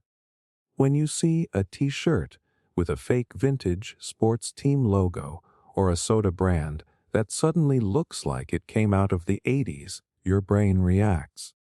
It feels comforting and cool because it taps into the power of time. And time, even when faked, feels valuable. It gets even more intense when brands revive old mascots or retro campaigns. They are playing a long game with your emotions. You might not even care about the product itself, but that nostalgic feeling hooks you. It makes you want to relive something that feels pure and familiar, even if it is just a story they invented. Streaming platforms also exploit this feeling. They will make shows and ads that look like they were shot in the 90s, with cheesy graphics and soft lighting. It is not because that style is better. It is because they know it reminds you of a time when things felt less complicated. That wave of nostalgia makes you more likely to click play, to stay watching, to feel at home. The wildest part is how nostalgia can make you overlook flaws. A product can be average or even worse than its competition, but if it triggers a warm memory, you will still feel drawn to it. Your brain is not thinking about the features or the price anymore. It is chasing the emotion. It is chasing the comfort of the past, even if that past never really existed. The next time you see a brand that feels retro, ask yourself, is this really old, or is it just pretending to be? Look at how many companies suddenly switch to minimal designs, earthy tones, or fonts that look like they were printed 40 years ago. It is not because it looks nice. It is because it makes you feel something. And once you feel something, they already have you. Manufactured nostalgia is not about what a product is. It is about how it makes you feel about yourself and your past. That is why it is so powerful. It is not just selling a drink, a shirt, or a burger. It is selling a story, a memory, a feeling of belonging. And the moment you believe that feeling is real, you have already been sold. Perceived effort trick. Have you ever picked up a product that looked like someone spent hours crafting it by hand? Maybe the packaging is rough, the texture is uneven, or the label looks like it was written with a marker instead of printed. It feels special, almost sacred, like it took more effort to make than the shiny, mass-produced stuff sitting next to it. That is the perceived effort trick. Brands have learned that if something looks like it was harder to create, your brain instantly assigns it more value, even if it came off the same assembly line as everything else. This trick is everywhere, but it is so subtle you probably never stop to think about it. Take a look at so-called artisanal products. Think of jams with hand-tied string around the lid, soap bars wrapped in brown paper with slightly crooked stamps, or coffee bags with uneven fonts that look printed on old typewriters. It all screams small batch, handcrafted, premium. But in reality, those imperfections are often intentionally designed in a marketing office by people who know exactly how to make fake effort look authentic. Why does this work? It taps into a deep bias in human psychology. We are wired to value effort because effort is rare. When something looks like it took time and care, we assume it is better. A perfectly polished product feels cheap because it looks easy to make. But a product that appears rough or slightly flawed feels honest. It feels like someone's hands touched it, like there is a story behind it. That story is often a complete illusion, but your brain does not care. It sees effort and assumes quality. One of the best examples of this is luxury alcohol brands. Notice how many whiskey bottles have labels that look torn or burnt on the edges, or how some wines use wax seals or corks that look rustic and old. These are not cheap choices. They are carefully engineered to make the product feel harder to produce. It is all about signaling. If it looks like it took time, you will pay more without even thinking. Even tech products play this game. Have you seen those unboxing experiences where the packaging is layered, textured, and feels almost ceremonial? That is not just for protection. It is designed to make you feel like the product is rare and worthy of respect. The more effort it seems to take to open or unwrap, the more premium it feels. You start to believe the product inside must be worth the trouble. Food brands are also guilty of this trick. Think of potato chips in bags that look hand-drawn, with messy fonts and tiny details that make them look like they came from a farmer's market instead of a factory, or chocolate bars that use uneven paper and rough textures to look hand-broken, even though machines did all the work. Your brain connects that look of effort with authenticity, and you end up paying double the price. The psychological mechanism behind this is tied to something called the labor illusion. Studies have shown that when people see evidence of effort, they assume higher quality and are more satisfied with what they get. Even if the effort is fake, the feeling of effort is enough to create trust and value. It is like when you watch a barista carefully pour a coffee with a swirl of foam art. That extra step makes the drink taste better in your mind, even though it changes nothing about the coffee. What makes the perceived effort trick so sneaky is how it hijacks our emotions. We do not consciously think, oh, this packaging looks like it took longer to make, so it must be good. It happens instantly. Our brains are scanning for signals of care, for signs that someone went the extra mile. Brands know this, so they fake the signals. They add fake handwriting, fake scuffs, fake roughness, all to create the illusion that the product is unique. Clothing brands do this too. Distressed jeans are the perfect example. They are not cheaper to make. In fact, the fake rips and worn-out textures cost more because they require extra steps in production. But we pay more for them because they look like they have history, like someone wore them in. It is the same with shoes that are sold with scuffed soles or faded leather. We pay a premium for something that looks like it has already lived a life. Even digital products are starting to use this trick. Apps that use hand-drawn icons or messy sketches create a feeling of warmth and authenticity, even if the design was mass-produced. That look of effort makes you feel like there are real people behind the screen, not just a corporate machine. The next time you see a product that looks imperfect or handmade, stop and ask yourself, is this real or is this a performance? Because most of the time, it is an act. It is a calculated strategy to make you believe the product is worth more than it actually is. They are not selling you the product. They are selling you the story of effort. Once you see this game, it changes how you look at everything. Suddenly, that rough paper, that crooked label, that wax seal, all look less like signs of authenticity and more like signals designed to hack your brain. The perceived effort trick is not about how hard something is to make. It is about how hard they work to make it look like it was. Hidden comparison blocks. Have you ever tried to compare two products on a website, only to feel like the information you actually need is missing? Maybe you were looking for a clear side-by-side breakdown of features or pricing, but instead you got vague descriptions and confusing layouts. That is not an accident. That is the hidden comparison trick. Brands know that if you can easily compare their product with a competitor or even another one of their own, you might see the cracks. So they make sure you never get the full picture. The reason this works is because our brains love simple, obvious choices.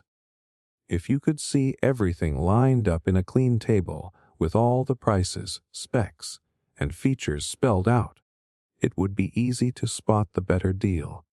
You would pick the one that gives you more value and ignore the rest. That is exactly what brands want to avoid. They know that clarity is their enemy when their product is overpriced or underdelivers, so they muddy the water. Think about booking flights or hotels. Have you noticed how some booking sites will show you endless options, but never in a clean side-by-side way? You have to click on each one, check the details, then go back and try to remember what the last one offered. By the time you compare 3 or 4, your brain is exhausted. That mental fatigue is intentional. It pushes you to just pick something instead of digging for the better deal. This is called decision friction. When you are overloaded with choices but have no easy way to compare them, you either give up or settle for what is right in front of you. Companies love this. They hide comparisons so that you never realize a cheaper or better product was available 2 clicks away. Sometimes they even bury features in tiny print so you cannot easily tell which version of their product is actually worth the price. Streaming platforms are another great example. Have you noticed that when you look at subscription plans, they rarely give you a simple grid that lets you see what each plan offers in detail? Instead, they list features in a way that makes every plan look equally good. They might highlight one plan as most popular, with a bright color or badge.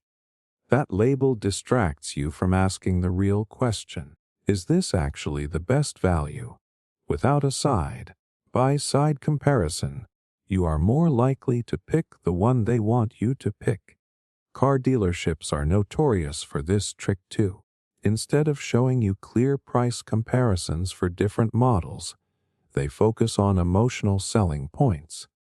They will talk about how luxurious a certain model feels or how smooth the ride is, but they will avoid placing that car directly against another model from the same brand that might be cheaper and just as good.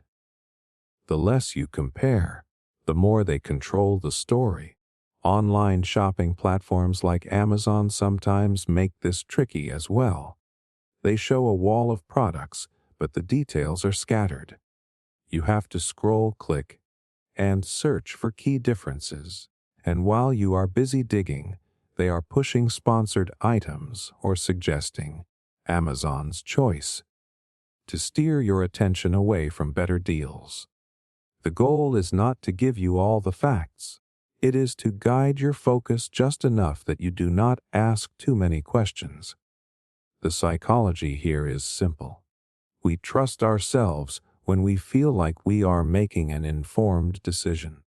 But when comparisons are hidden, we start relying on the cues companies give us, like bestseller or premium option. Those labels are carefully chosen to nudge you toward the product they make the most profit on. Without a clear comparison chart, your brain grabs the easiest shortcut. The most aggressive use of this trick is in subscription-based products. Gym memberships, software plans, and even meal delivery services often hide the real price differences.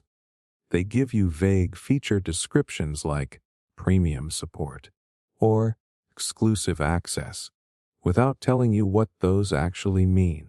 If they gave you a clear comparison table, you might realize the cheapest plan offers almost the same value.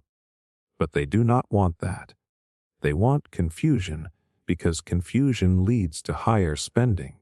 You might think this is just bad website design, but it is not. It is deliberate. Companies pay marketing experts and behavioral scientists to figure out how to remove comparison points. When you cannot easily compare, you start thinking less like a smart shopper and more like an emotional one. You go with what feels safe or what seems popular instead of what is actually best for you. The next time you feel lost when trying to compare products, stop for a second and ask yourself, why is this so hard? If a company wanted to be transparent, they would make it easy to see exactly what you are paying for. If they are hiding that clarity, it is probably because they do not want you to realize a better deal is out there. The hidden comparison trick is not about helping you choose. It is about making sure you do not notice you are choosing wrong. Time dissonance. Have you ever seen a deal flash in front of you with a timer ticking down, and before you can even think, you are clicking buy now? That split-second pressure is not a coincidence. It is called time dissonance. Companies know that if they give your brain too much time to think, you might realize you do not actually need what they are selling. So they create artificial speed. They force you to act before your logical mind can catch up. This is why you see countdown clocks on websites that reset every day. The so-called limited offer that magically restarts when the clock hits 0. It is why flash sales feel like a race where everyone is trying to grab the last piece. That sense of urgency does not give you space to ask questions like, do I really want this? Is this even a good price? Instead, your brain locks onto the fear of missing out, and you react, not because you want it, but because you feel like you will regret it if you don't. The psychology here is brutal. Our brains operate on two systems. One is slow, logical, and rational. The other is fast, emotional, and impulsive. When companies create time pressure, they push you into that fast brain mode. It is the same part of your brain that reacts when you see danger. There is no thinking, only acting, and they know exactly how to trigger it. Think about how fast food apps send you limited time coupons with only a few hours left, or when airlines show you a message saying, only 2 seats left at this price, even when that is rarely true. These tricks create panic. You stop comparing options. You stop considering if waiting might get you a better deal. Instead, you jump. It feels like a now or never moment, even though the same deal will often come back next week.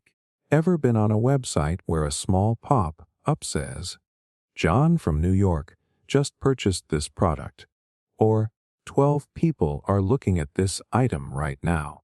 Those little messages are not about John or the 12 people. They are about pushing you into a feeling that time is slipping away. When you think everyone else is about to grab what you want, your brain switches to survival mode. The deal feels urgent, even though there is no real deadline. Even physical stores use this trick. Think of big box retailers during Black Friday. The doors open, people rush in, and suddenly logic is gone. It is chaos. Everyone is grabbing things they never even planned to buy. That frenzy is manufactured. The store could easily spread the deals over a week, but they know that creating a single time window amplifies the urgency. You spend more because you do not want to lose the deal, not because you need the product. Subscription services are sneaky with this too. They use flash discounts like, sign up within the next 10 minutes for 30% off your first month. You think you are getting a special deal, but really, they are rushing you past the part where you might ask, do I even need another subscription? They are not selling you the service. They are selling you the fear of missing the offer. The core of time dissonance is fear. Fear of missing out, fear of regret, fear of being too slow. When your brain is under pressure, you do not weigh pros and cons the same way. You stop thinking about your budget. You stop asking if the product is actually good. All you see is a clock ticking down, and the second it hits zero, your chance is gone. Or at least, that is what they want you to believe. There is also something called temporal scarcity, which is just a fancy way of saying limited time equals high value in our minds. If something is only available for 10 minutes, it must be special, right? But that logic is flawed.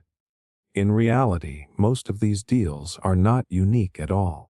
They are recycled tactics designed to keep you in that urgent state.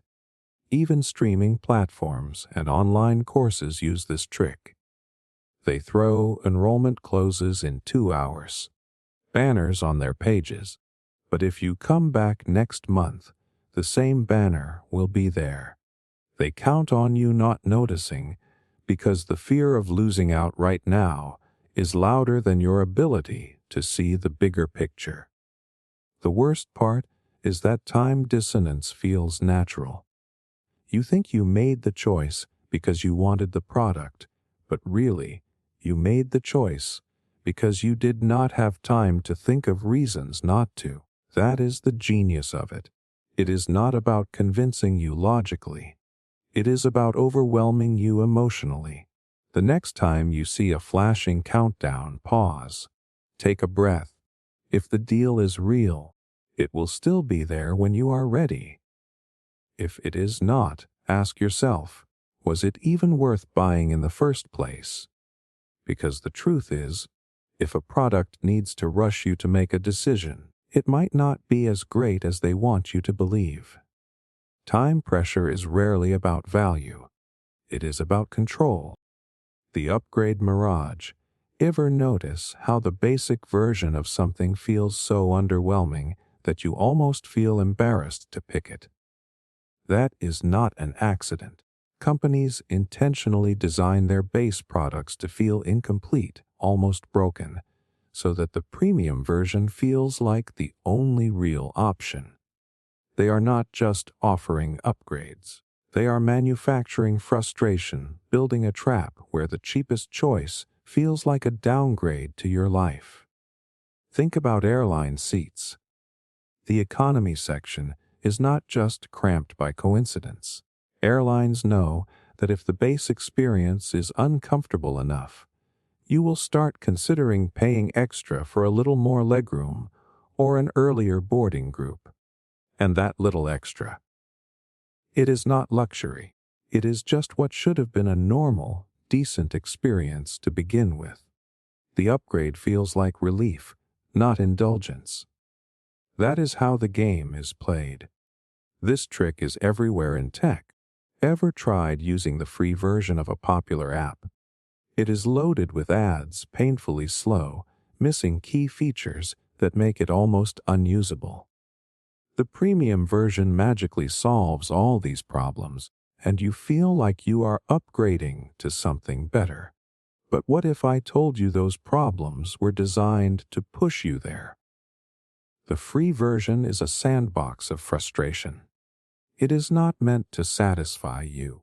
It is meant to break you down until paying feels like the only sane choice. Fast food chains use this too.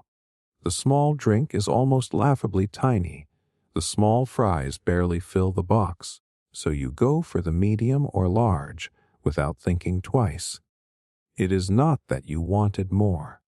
It is that they made the smallest option so disappointing that you feel cheated if you pick it. The larger sizes look like better deals simply because the base option is a joke. It is called price anchoring. By making the starting point unattractive, the middle option feels like the sweet spot, even if it is where they make the biggest profit. Streaming platforms are masters at the Upgrade Mirage. You see it when they offer a basic plan with poor video quality or only one device allowed. Who actually wants to watch movies in grainy resolution on a single screen?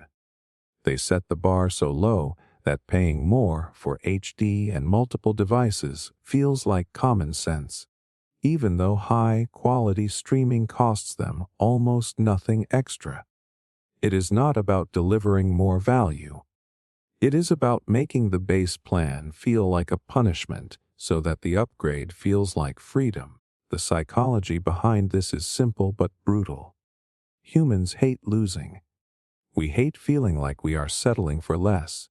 Companies take advantage of that by creating artificial pain points in their cheaper products. They hold back features, comfort, or quality that could easily be included, just to make you climb the ladder toward premium.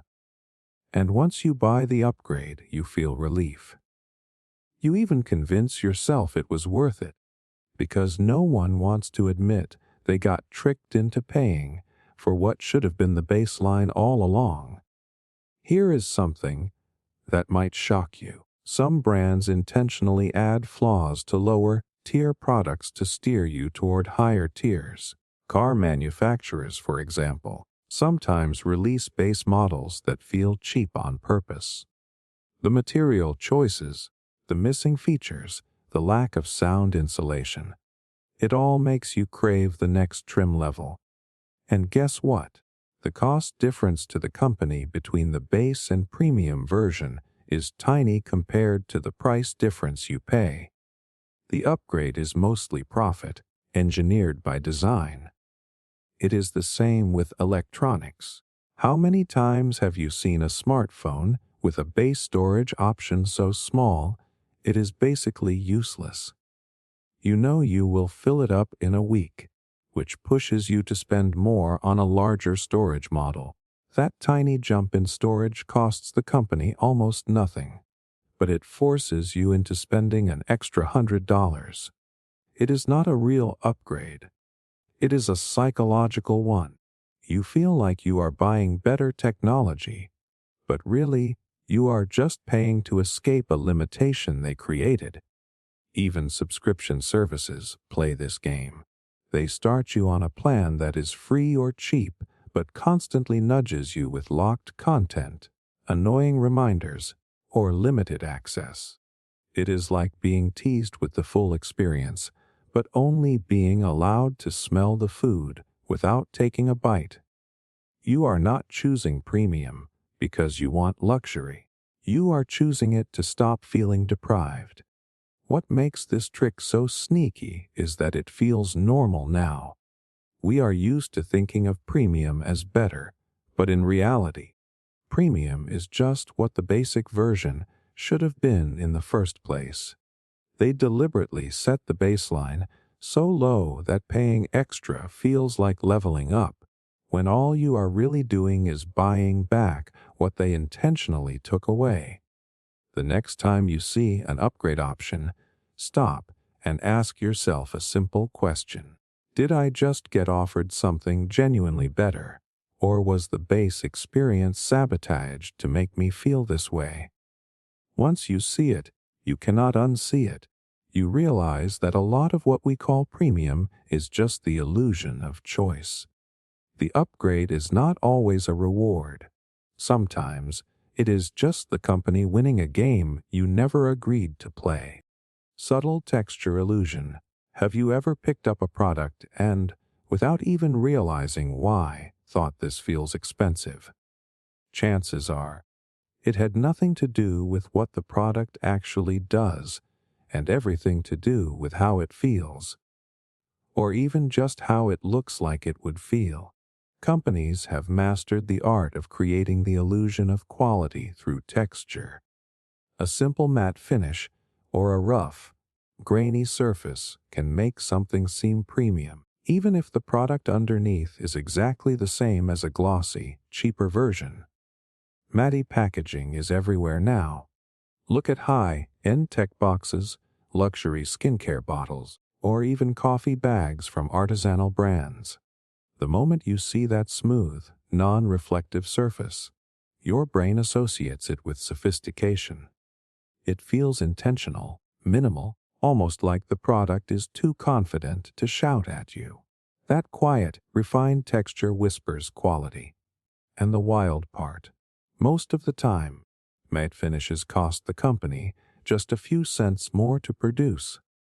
But they make you believe the product is worth dollars more. This is not just about touch.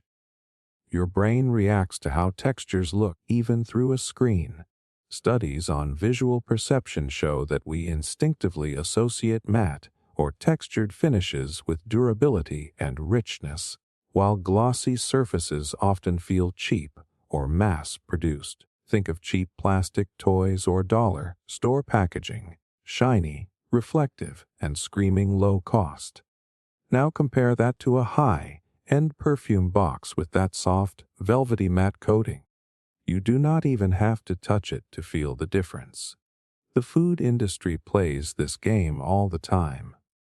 Chocolate bars wrapped in textured paper or matte foil suddenly feel artisanal.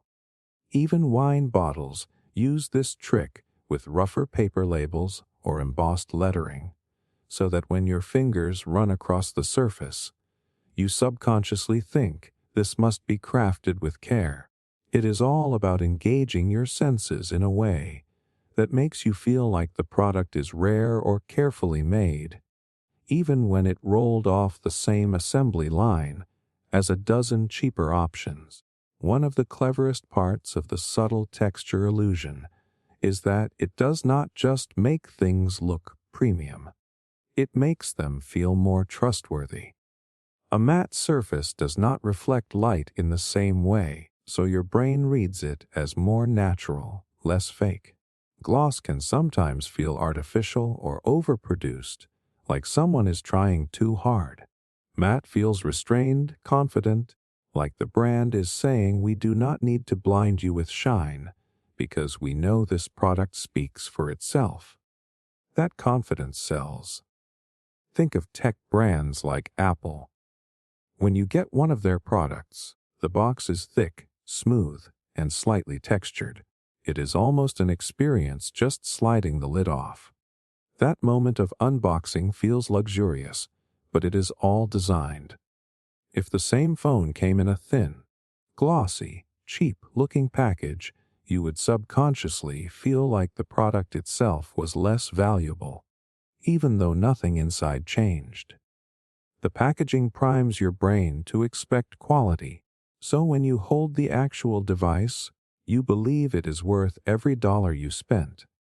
Luxury car manufacturers use this in their interiors as well.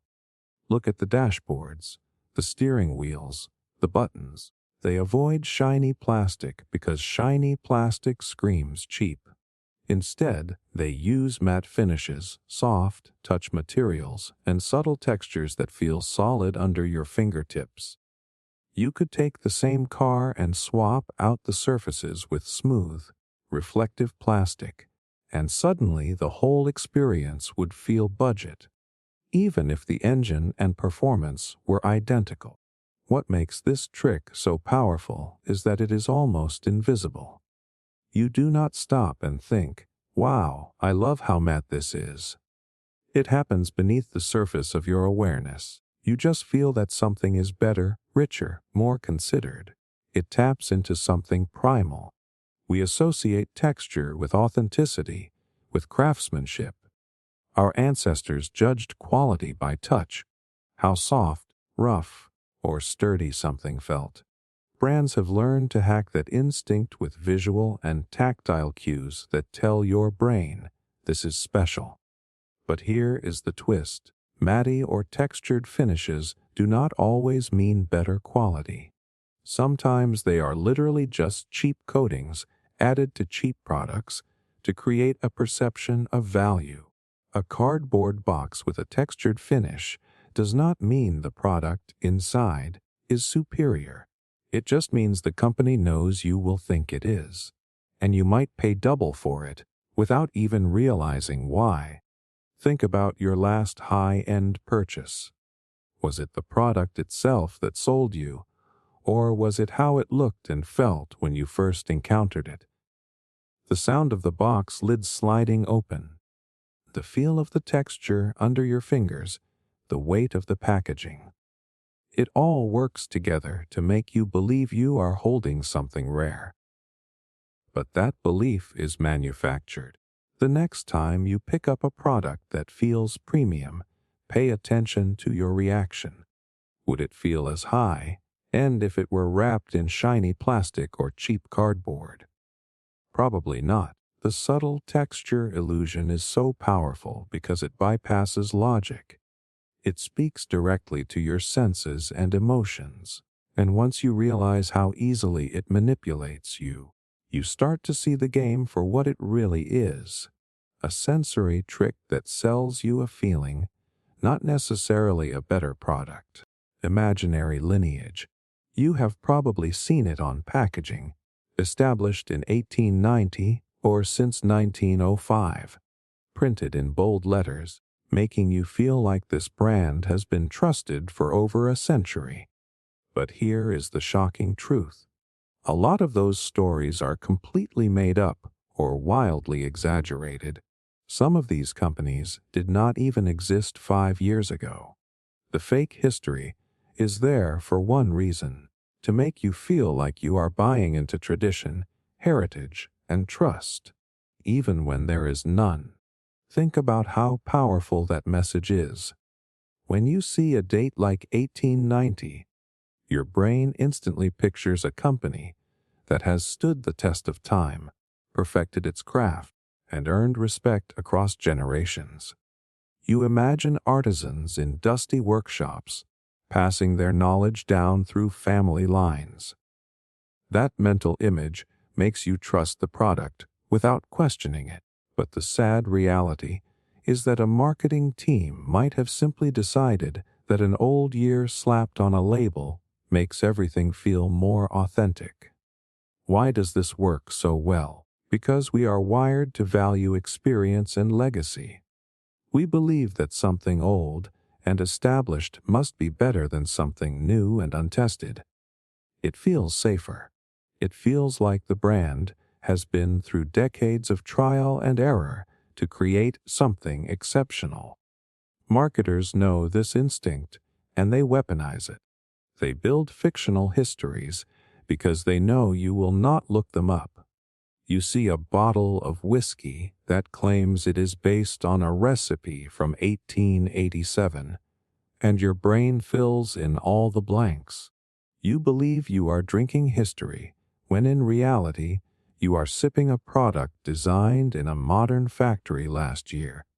It happens constantly in the food and beverage world. Think of all the pasta brands that slap an Italian family name on the box with a story about Nana's secret recipe, even though the company is run out of an office park in New Jersey.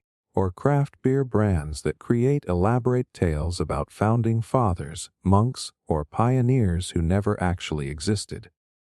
The fake story is not about facts.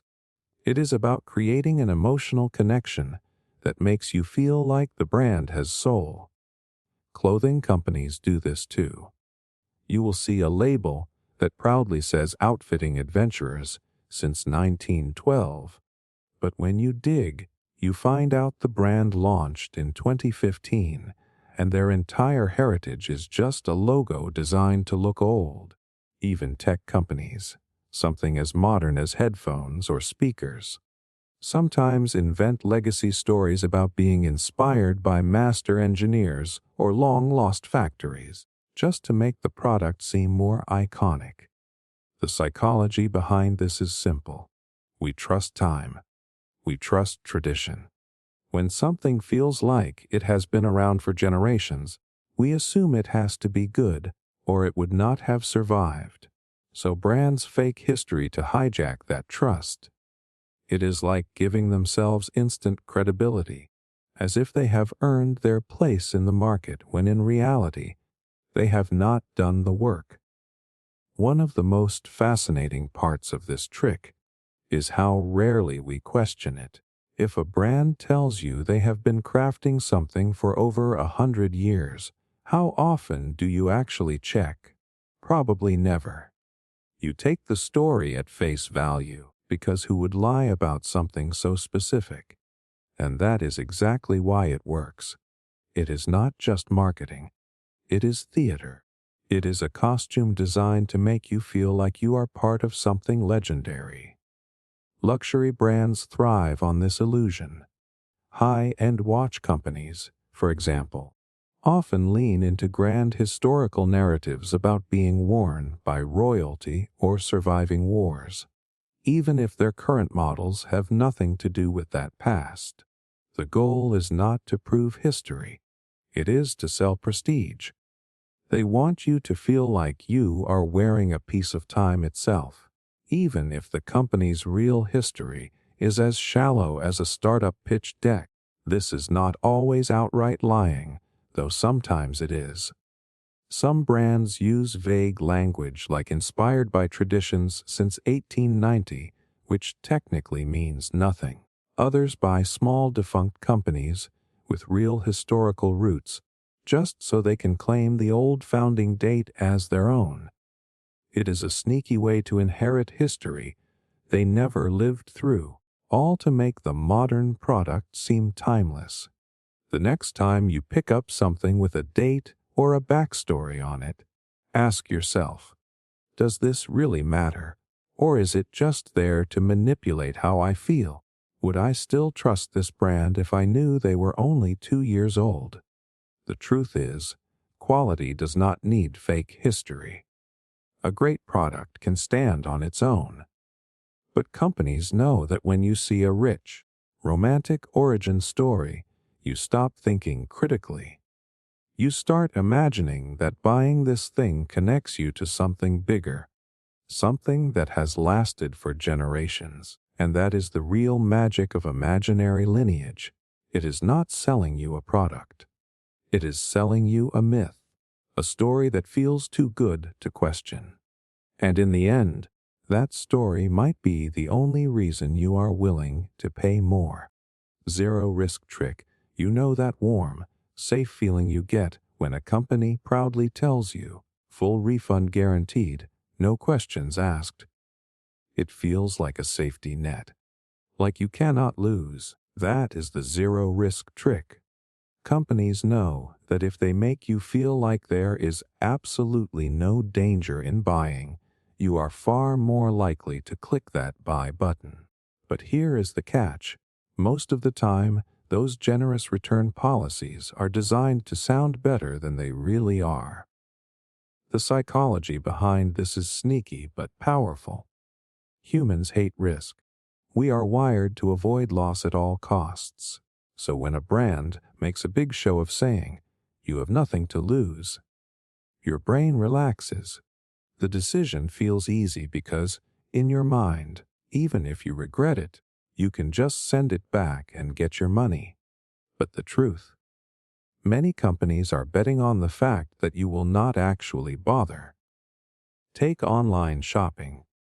You see free returns plastered all over the site. You feel safe ordering because it is supposedly risk-free. But the moment you try to return something, suddenly you find out you need to print a label, repack the item perfectly, drive to a shipping center, or worse, deal with customer service hell. That tiny bit of friction is enough to stop most people from ever going through with a return. Brands know this. In fact, they rely on it. Even companies that truly do offer no questions asked refunds are not doing it out of kindness. They have studied human behavior. They know that once something is in your home, once it is sitting on your table or plugged into your wall, the chances of you returning it drop dramatically. You get attached to things shockingly fast. You start thinking, maybe I will use it later, or maybe I just need to get used to it. Before you know it, the return window closes and they keep your money. That no risk promise. It worked exactly as intended. Luxury brands play this game especially well. Imagine you are buying a ridiculously expensive coffee machine. You hesitate, wondering if it is worth it. But then you see 80-day trial, full refund. Suddenly you think, why not? I can always return it. What they do not tell you is that once that thing is sitting in your kitchen, you feel guilty about returning it. You feel like it is already yours. This is not an accident. It is psychology. It is called the endowment effect, Once you own something, even for a short time, you start valuing it more. Another layer of the zero-risk trick is how companies overemphasize the return policy during the pitch, but hide the fine print everywhere else. You will see massive headlines that scream, "Free returns guaranteed." But you have to dig to find out that you only get store credit, or that you have to pay shipping, or that the process takes weeks. And by the time you discover that, you have already justified the purchase in your mind. Some industries have perfected this to an art form. Think about mattress companies. They promise a 100-night trial, no risk, full refund. It sounds amazing. But have you ever tried returning a mattress? It is a nightmare. You need to box a giant, floppy thing, schedule a pickup, and wait weeks for your money. Most people just give up. And guess what? Those companies know this. That's why they can afford to offer risk-free trials. The risk is still there. It is just on your shoulders, not theirs. Even digital products use this trick. Subscription services brag about free cancellations at any time. But when you try to cancel, you are suddenly met with 10, "Are you sure?" pop-ups, offers for discounts, and a maze of steps designed to wear you down. That is not zero risk. That is calculated resistance. They are using the illusion of safety to get you in the door, then quietly building walls to keep you from walking out. The reason this trick is so effective is because it appeals to both sides of your brain. The logical side hears risk-free and thinks this is a smart, safe choice. The emotional side feels relaxed and more willing to say yes. You feel like you are in control, when in reality, the entire system is built to make sure you do not exercise that control later. Next time you see a brand screaming about their generous return policy, pay attention. Ask yourself, is it really that easy? Or is it just clever language designed to lower my guard? Would I still buy this if I knew that returning it would be a hassle? More importantly, would I still want it if I did not have that fake safety net making me feel like I can back out at any time? The zero-risk trick is not about making you happy. It is about getting you over that final hump of hesitation. It is about killing your resistance just long enough for you to make the purchase. And by the time you realize how hard it is to undo that decision, it is already too late. The authority borrow. You have probably seen it 100 times without even realizing it. A smiling man in a white coat says this toothpaste is dentist approved. A woman wearing safety goggles claims this skin cream is backed by science. They look like experts. They sound like experts. But are they? Most of the time they are just actors, and you believe them because of one powerful trick. Authority borrow. The human brain is wired to trust authority figures. When we see someone who looks like a doctor or a scientist, our defenses drop. We think they must know what they are talking about. This is not some random salesperson. This is someone who has studied, who understands what works and what does not. But the truth, that lab coat could have been picked up at a costume store. That stethoscope is as fake as the promises they are making. The reason this works so well goes back to something deep in our psychology. From childhood, we are taught to listen to people in positions of authority. Teachers, police officers, doctors, scientists. When they speak, we take their words as truth. Companies exploit this instinct. They do not have to prove their product works. They just have to make it look like someone trustworthy said so. And when that person looks like an expert, your brain fills in the rest. Think about the last time you saw a commercial for a health product. Did you question whether the smiling man in the white coat was a real doctor? Probably not. We do not ask. We just assume. And that assumption is exactly what brands are counting on. It is not about facts. It is about visual cues that make you feel safe enough to buy. It is not just lab coats. Sometimes they will show someone in a scientific-looking lab, surrounded by beakers and blue liquids that do not mean anything. Other times, they use titles like clinically tested or scientifically proven, without giving a single shred of real data. But because there is a serious-looking person saying it with confidence, it feels true. It feels official. This is the same reason celebrity endorsements work. When an athlete says a shoe makes them faster, you believe it. When a famous chef says a pan is the best, you believe it. But with the authority borrow trick, it is even more dangerous because they are not just borrowing fame. They are borrowing the trust we have in science and medicine. That kind of trust runs deep. When someone in a lab coat says this will make your life better, it is hard to argue. What makes this even worse is that these ads are carefully scripted to sound convincing. They use the tone of voice that real doctors use when explaining things. They throw in just enough technical language, words like clinically studied compounds or dermatologically approved, to sound legitimate even if it is all nonsense. It is theater. It is not science. Even some big brands use this trick. You might see commercials that say things like 9 out of 10 dentists recommend.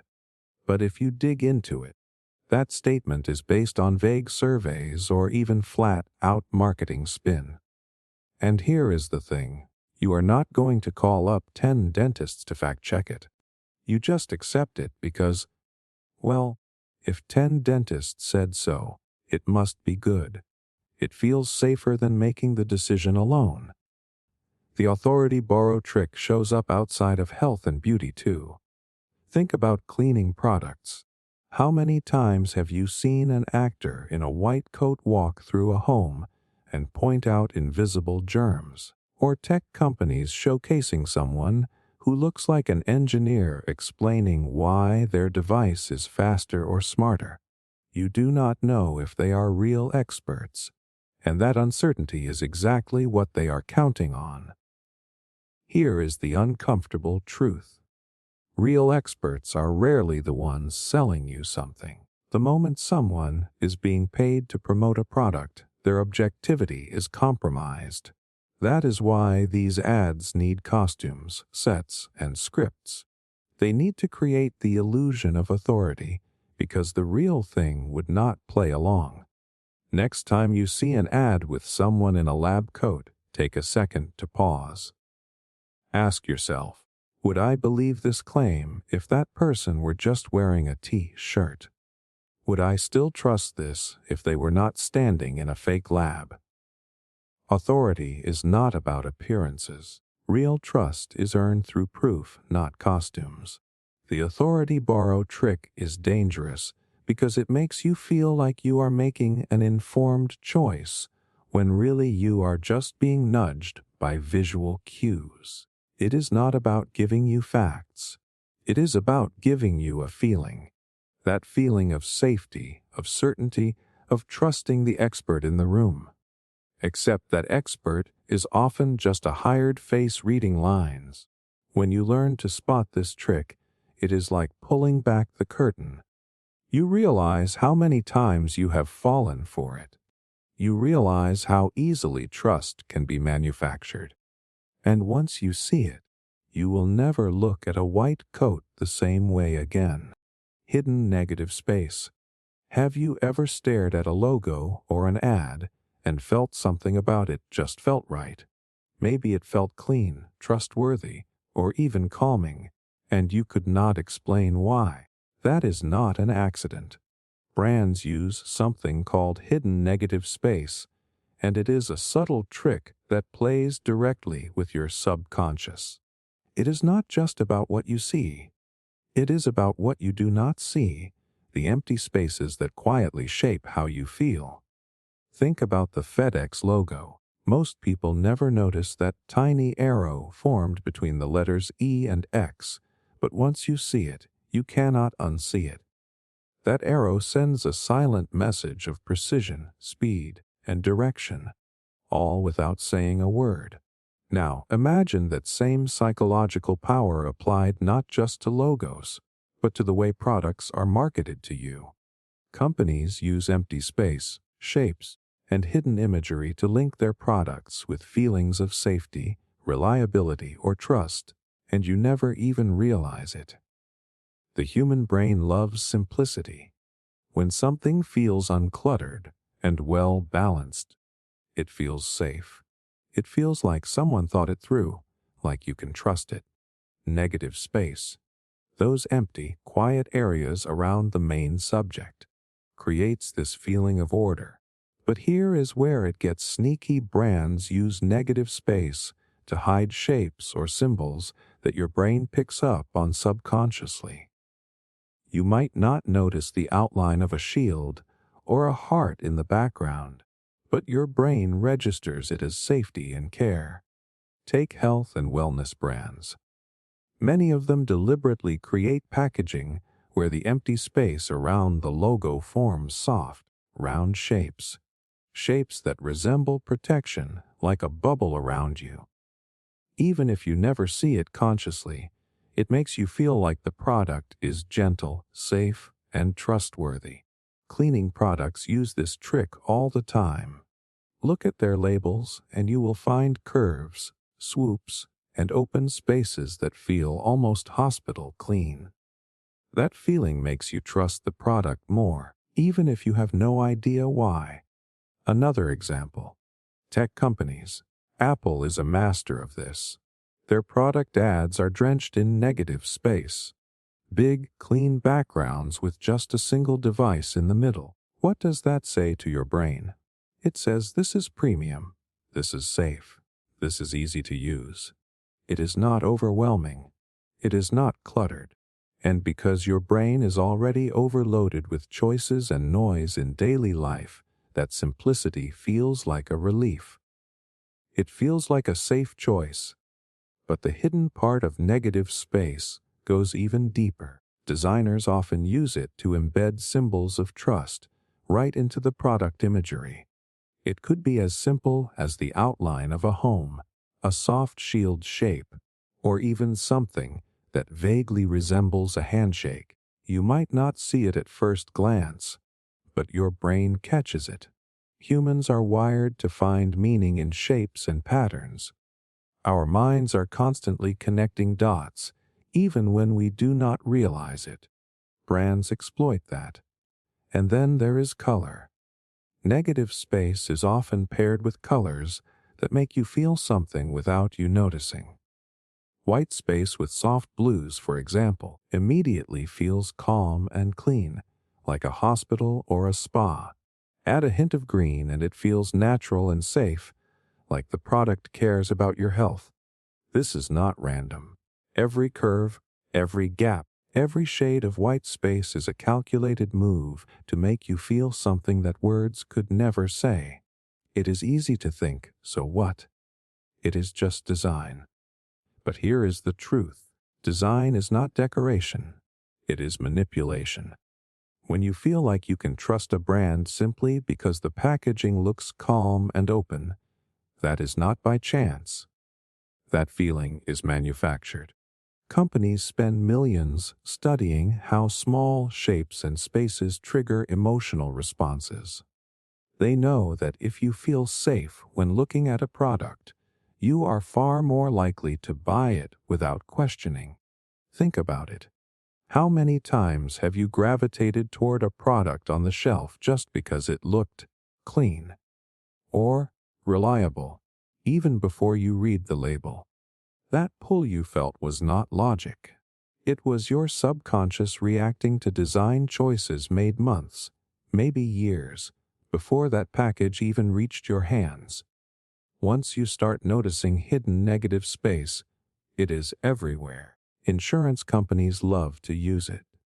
They create logos with empty spaces forming little houses, hands, or shields because they want you to feel like they will protect you. Even snack brands use it, subtly shaping the background around their logos into smiles or inviting curves, making you feel comforted. You are not just buying a product. You are buying the feeling the design gave you. The scariest part. These tricks work even when you know they exist. Your conscious brain might roll its eyes, but your subconscious is still taking notes. It is still connecting trust and safety to the visual cues. That is how deep these psychological shortcuts run. The next time you pick up a product or see a brand ad, stop and really look at the spaces between the shapes. What are they trying to make you feel? Are they quietly whispering safety, trust, or comfort into your mind? Once you see how they use the silence between the lines, you will never look at design the same way again. Fragmented pricing. Have you ever seen an ad that says something like, "Only 4 easy payments of $19.99. It sounds harmless, right? It feels small, manageable, like something you can just slip into your monthly budget without even noticing. That is the power of fragmented pricing. It is not about showing you the cost of a product. It is about breaking that cost into tiny little chunks so you forget how big the total really is. The human brain is not great at adding things up in the moment, especially when the numbers are presented in small, friendly pieces. Companies know this. They know that if they said the full price, $79.99, you might hesitate. You might think that is expensive. I am not sure. But when they break it down into 4 little payments, it feels lighter.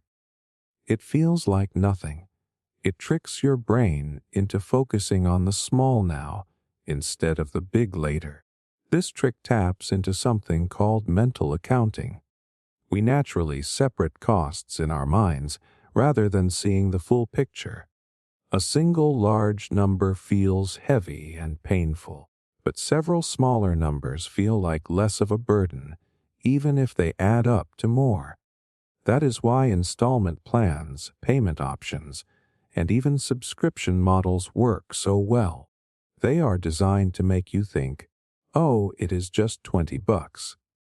But that 20 turns into 80, and by the time you realize it, you are too far in to care. Fragmented pricing does not just make the product look cheaper, it makes it look like a deal. When a company says, 4 easy payments, the word easy is doing a lot of heavy lifting. Easy means painless.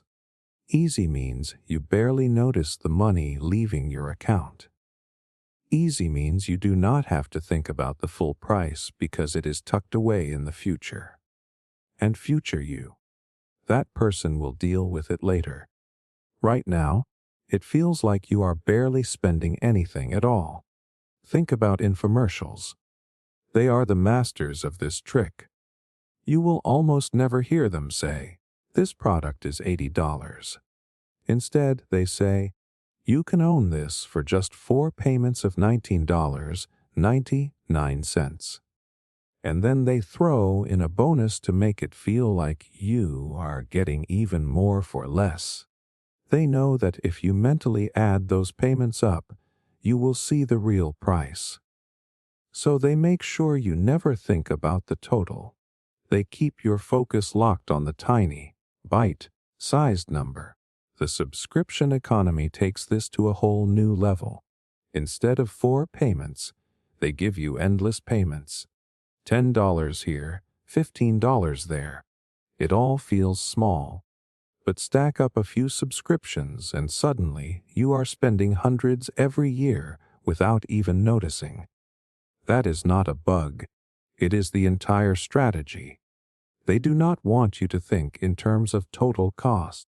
They want you to think in terms of monthly comfort.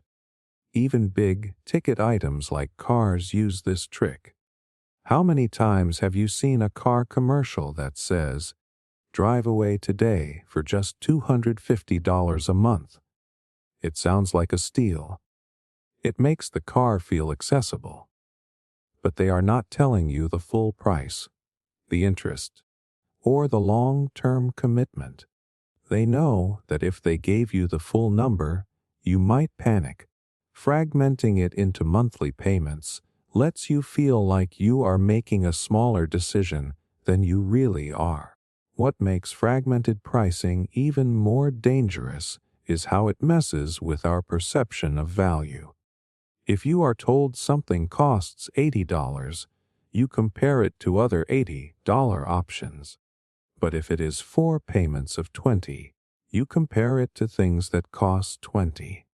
Suddenly, it feels like a bargain because your brain is comparing the wrong numbers. This is not a conscious choice. It happens automatically. Companies know how to steer your thinking before you even realize it. And then there is the emotional side. Smaller payments feel like less of a commitment. It is easier to justify a small number than a big one. Your brain thinks, "I can handle $20.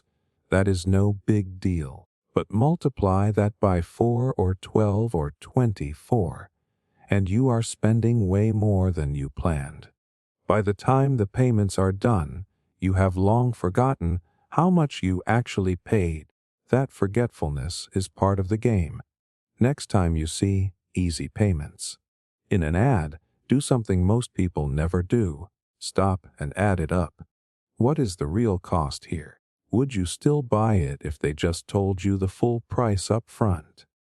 Most of the time, you will realize that the deal is not as sweet as it sounds. It is just dressed up in smaller numbers to make it look harmless. Fragmented pricing works because it lets companies sell expensive things without scaring you away. It is not just math. It is psychology. It is about distracting you with a tiny, comfortable number while hiding the real weight of the price. And the moment you start noticing this trick, you realize just how many times you have fallen for it. Algorithmic manipulation. Have you ever shopped online and noticed that one product is always labeled as a bestseller or trending right now? It feels like everyone is buying it, like you would be missing out if you did not grab it too. But what if that label is not real? What if that so-called bestseller is not chosen by people, but by an algorithm that is programmed to push what the company wants you to buy? Welcome to algorithmic manipulation. This is not some conspiracy theory. Companies design their platforms so you do not see every product equally. You see the ones they want you to see. And once they slap a label like most popular or recommended for you on something, your brain does the rest. We humans are wired to trust the crowd. We think if it is the bestseller, it must be good. Other people already tested it. I can trust it. But in reality, that label is often nothing more than a marketing switch. Algorithms are built to control attention. They track your behavior, your clicks, your searches, and then decide which products to shove in your face. If a company makes a bigger profit on one item, guess what? That is the one the algorithm is going to call a bestseller. It is not about what everyone is buying. It is about what they want you to buy. Think about how Amazon or any big retailer works. Do you think they are showing you the most honest, unbiased list of top products? Or are they showing you the items that benefit them the most? They own the algorithm. They control the rankings. And the moment you see that orange bestseller badge, your brain takes a shortcut. You stop researching. You stop comparing. You think, this must be the one. But you are not choosing, you are being chosen for. It gets even deeper when artificial intelligence enters the picture. AI is not neutral. It is programmed with goals. If its goal is to increase profits, it will highlight the products that give the company better margins, not the ones with the highest quality. And here is where it gets sneaky. The AI will watch how you respond, adjusting what you see until you are more likely to click. Over time, it learns exactly how to push your buttons. You think you are browsing freely, but really, you are being nudged toward a decision that was made before you even opened the app. This manipulation works because of a psychological phenomenon called social proof. When we believe other people are choosing something, we assume it is the safest and smartest option. Nobody wants to be the person who picks the wrong thing. So when you see a label like trending or top pick, your brain thinks, I do not have to think too hard. Everyone else already figured it out.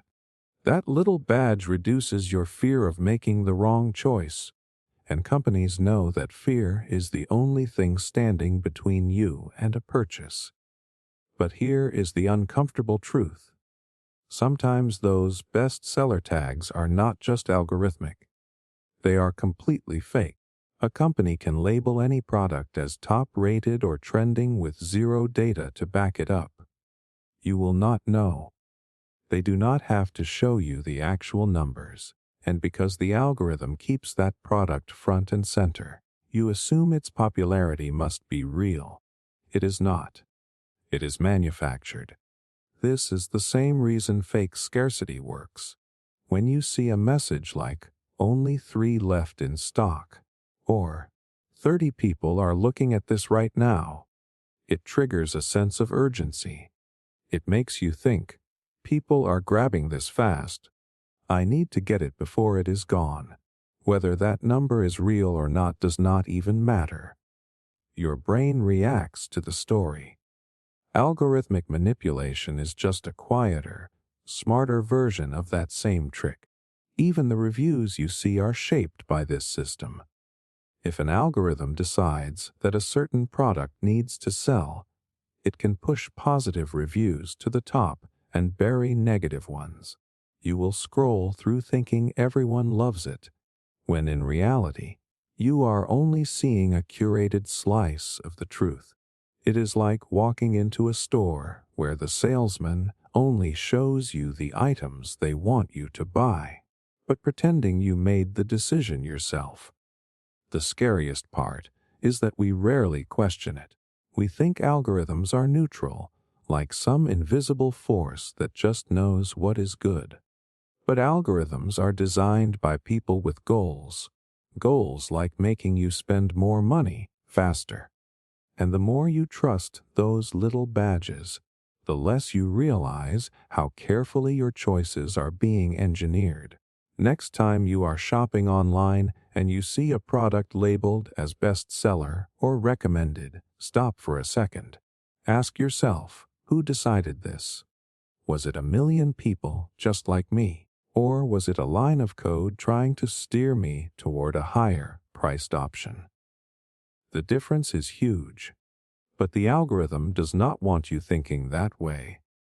It wants you clicking now, not questioning. Once you see this trick, it is hard to unsee it. Every time you notice that little badge or trending tag, you will start wondering if you are really choosing or if the choice was made for you.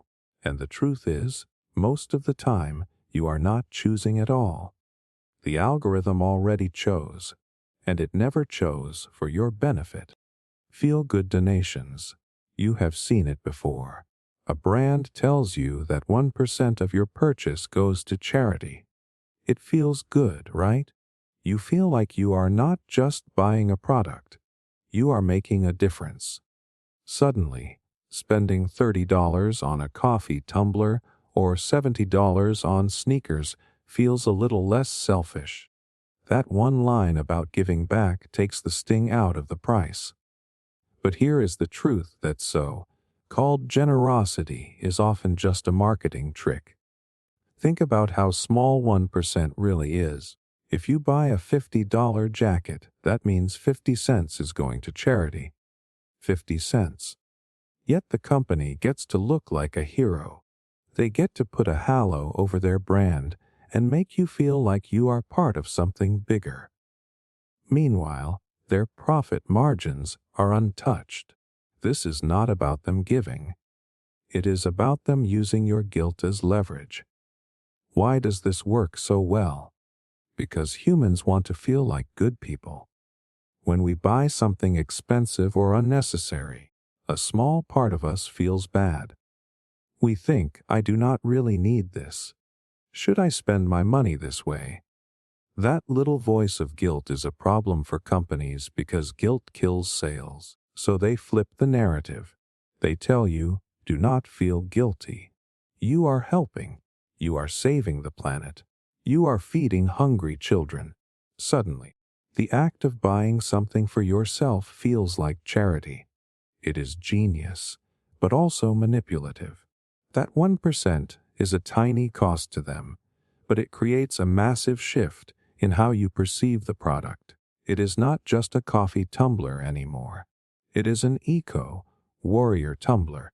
It is not just a teach shirt. It is a statement of kindness. You are not just buying. You are making an impact. Except you are not. Not really. Here is the uncomfortable truth. Many companies spend more on advertising their charitable efforts than they actually give. They might donate a few $1,000s a year while spending millions on ads that say how generous they are. And because we want to believe that our purchases matter, we do not question it. We see the label, we feel the warm glow of doing good, and we swipe our card without thinking. There is also something called moral licensing at play. This is a psychological phenomenon where doing something good, like donating, gives you permission to do something less good right after. When a company says 1% goes to charity, they are basically giving you a moral hall pass. You feel like you have already done something good just by buying the product, so you do not question the price or whether you even needed it. And it is not just about the money. This trick taps into identity. People want to feel like they are the kind of person who cares. Buying a product tied to charity lets you broadcast that identity. You are not just wearing sneakers. You are wearing kindness. Companies know this. They know you want that badge of goodness, and they sell it to you, 1% at a time. The worst part, sometimes the donations are so vague you have no idea where the money even goes. A portion of proceeds goes to charity is a phrase designed to sound generous without committing to anything. A portion could mean 1 cent per sale. It could mean nothing at all if the terms are buried in fine print. But the phrase works because it makes you feel like you are part of something meaningful, even when you are not. Brands like to pair this tactic with emotional stories, pictures of smiling kids, animals being saved, forests being planted. They know your brain responds to stories, not numbers. 50 cents to charity does not move you. But the story of a child getting clean water does. Even if your 50 cents would not buy more than a sip of that water, the emotional payoff is enough to make you feel like you did something important. If this sounds cynical, it is because it is designed to be. Companies know exactly how to press these buttons. They know that the guilt of buying something for yourself can be flipped into pride if they wrap it in the right story. They are not donating to change the world. They are donating to change your mind about spending money. The next time you see that 1% claim, ask yourself a simple question. Would I still want this product if it was not tied to charity? If the answer is no, then what you are really buying is not the product. It is the feeling. And that feeling is carefully manufactured. We all want to do good, but real generosity does not need to be sold to you on a label. If you want to help a cause, donate directly. Do not let a company convince you that buying a $70 T-shirt makes you a hero when they are only giving 70 cents to the cause. They get the profit, they get the praise, and you get the illusion of doing something noble. Once you see this tactic for what it is, it changes how you look at those charity claims. Because if a company really cared, they would not need to plaster it across their packaging. They would just do it. But marketing the feeling of goodness, that is where the money is. Cognitive fatigue. Ever been on a website where every single click feels like a choice? Do you want the regular plan or the premium? Do you want this extra add-on? Which color? Which size? Do you want faster shipping? Would you like to subscribe and save 10%? At first, you think you are in control. You think all these options are there to help you customize your experience. But in reality, this is a calculated attack on your mental energy. It is called cognitive fatigue, and companies use it to wear you down until you just pick something. Anything. Just to make the decision-making stop. Our brains have a limited supply of decision-making power each day. Every choice we make, big or small, burns a tiny bit of that fuel. The more decisions you make, the more mentally drained you become. This is why you can feel completely exhausted after a day of doing nothing but shopping online or filling out forms. Companies know this. They design the experience to hit you with micro decisions, one after another, so by the time you are halfway through the checkout, you are too tired to think critically. You just click yes. Think about fast food menace. Have you ever wondered why some places have 10 slightly different meal combos? It is not because they think you need 10 options. It is because staring at that board full of choices makes you mentally tired. And when your brain is tired, it wants the path of least resistance. That means you pick the one that looks easiest or the one the cashier suggests. They create decision overload so you do not notice you are spending more, adding extras, or choosing something you would not have picked if you were thinking clearly. The same thing happens on e-commerce sites. Pop-ups, timers, multiple pricing tiers. It is not just about selling. It is about exhausting your ability to compare. Have you noticed how some sites will show you 3 nearly identical products, but one of them has a big shiny label that says best value? That is not an accident.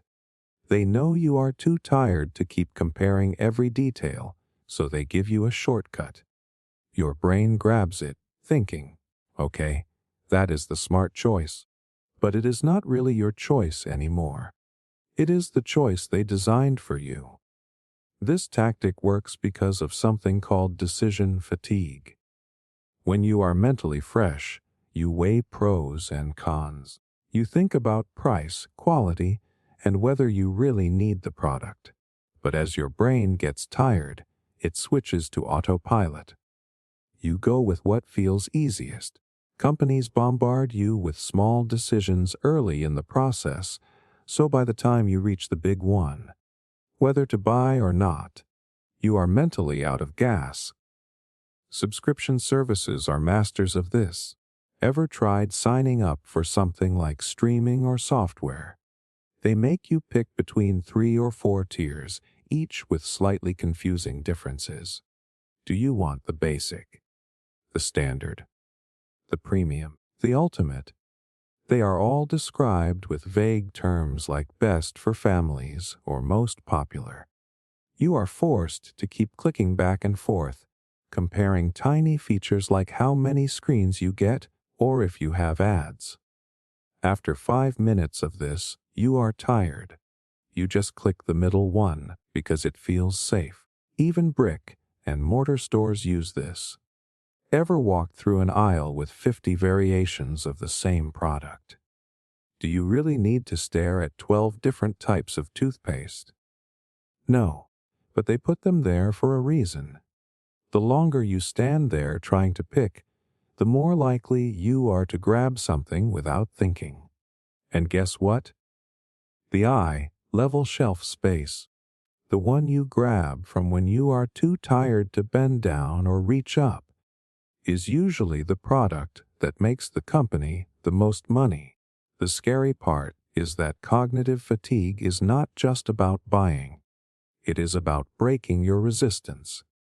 When you are mentally drained, you stop asking questions. Is this really worth the price? Do I need this add-on?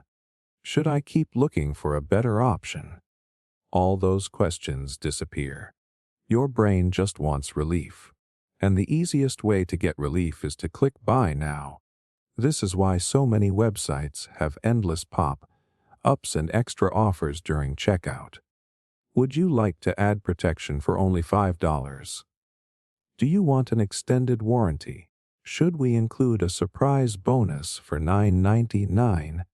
By the time you say no 3 times, the 4th time you just say yes because it is easier than thinking about it. They are counting on you to get tired. Once you start noticing this trick, it is everywhere. It is in the menus you order from, the subscription plans you sign up for, the checkout screens that ask you the same questions over and over. It is all designed to chip away at your mental energy so you stop comparing and start complying. Next time you are shopping online or choosing between options, pay attention to how you feel. Are you rushing the decision just to get it over with? Do you feel that subtle mental exhaustion creeping in? That is not you being indecisive. That is a deliberate strategy at work. The more tired you are, the easier you are to sell to. And once you see it, you cannot unsee it. Subconscious prestige cues. Have you ever noticed how certain ads make you feel like the product is expensive without ever talking about price? They show you a slow-motion shot of something gleaming under perfect lighting. The background is a soft beige or marble white. Maybe you hear a faint piano note or a warm, low hum that feels like sophistication. That is not random. That is a deliberate strategy using subconscious prestige cues to make your brain say this is luxury. It is wild how easily our brains link certain visuals or sounds to status. Marble floors, gold trim, soft lighting. These are things we associate with wealth because we have seen them in expensive hotels, high-end jewelry stores, and exclusive clubs. When an ad uses these elements, it hijacks that association. Suddenly, the product is not just a watch or a car. It feels like it belongs in that world of privilege. The craziest part is that this works even if the product itself is cheap. You could take a $10 perfume, film it against a backdrop of black velvet with slow jazz playing, and people would automatically assume it is worth $100. Why? Because our brains are wired to pick up subtle cues of value. We do not consciously think, oh, there is marble in the shot, so it must be expensive. We just feel it. Psychologists call this priming. When your brain is exposed to certain signals, like gold tones, deep wood textures, or slow, deliberate pacing, it shifts how you interpret everything that follows. An ad shot in a bright, fast, noisy setting feels cheap and rushed. But an ad shot with lingering frames, muted colors, and minimalist design feels like luxury. Even if the product is the same, your brain puts it in a higher tier because of the environment. Car commercials are masters of this. Notice how luxury car ads barely show people. It is not about daily life. It is about wide shots of sleek highways at sunset, glass buildings, and a deep, cinematic voiceover. They are not just selling you a car. They are selling you the feeling of being someone who belongs in that scene. the world of quiet power and understated wealth. Even the sound design is engineered for prestige. Slow music, long pauses, and soft tones are all linked to confidence and control. Compare that to an ad for fast food or discount stores. Those are loud, quick, and cluttered. Luxury brands never shout at you. They whisper. They let silence hang for a moment. That silence itself is a cue, as if to say, we are not rushing. We have all the time in the world, and your brain interprets that as exclusivity. Fashion brands do this too. A handbag ad will show a model walking across a marble floor in a slow, almost dreamlike shot. Her footsteps echo. You do not see the price, but you feel it. You know it is expensive before they tell you, and that feeling alone is enough to make people pay triple the cost. They are not buying the leather. They are buying the story of prestige that the ad painted in their minds. What is sneaky about this trick is that it does not need facts or features. It is not about telling you why the product is good. It is about making you feel like owning it will place you in a higher social category. The gold accents, the high ceilings, the polished visuals, they all whisper one thing: this is not for everyone. And that whisper makes people want it more. This works because humans are deeply sensitive to status signals. From the moment we are kids, we learn to associate certain things with success. Big houses, shiny surfaces, quiet rooms. All of these tell us this is where important people are. So when a brand uses these cues, even for a basic item, our brain reacts as if we are stepping into that higher world. What is fascinating is how minimalism itself has become a prestige cue. High-end brands use a lot of empty space in their ads. A single product on a blank background. Slow, deliberate movement. That emptiness tells your brain, this product is so valuable, it does not need to fight for attention. It is the opposite of cheap brands that cram every frame with information and price tags. Luxury brands do not beg you to buy. They let you feel like you are the one chasing them. Next time you see an ad that feels elegant or expensive, look closer. Notice the small details, the marble textures in the background, the soft glow of lighting, the deep, rich tones of the music. All of these things are subconscious cues, carefully chosen to make your brain place that product in a luxury category. They are not selling the object. They are selling the feeling of being elevated, important, and rare. And here is the truth: once you start recognizing these cues, you will see them everywhere.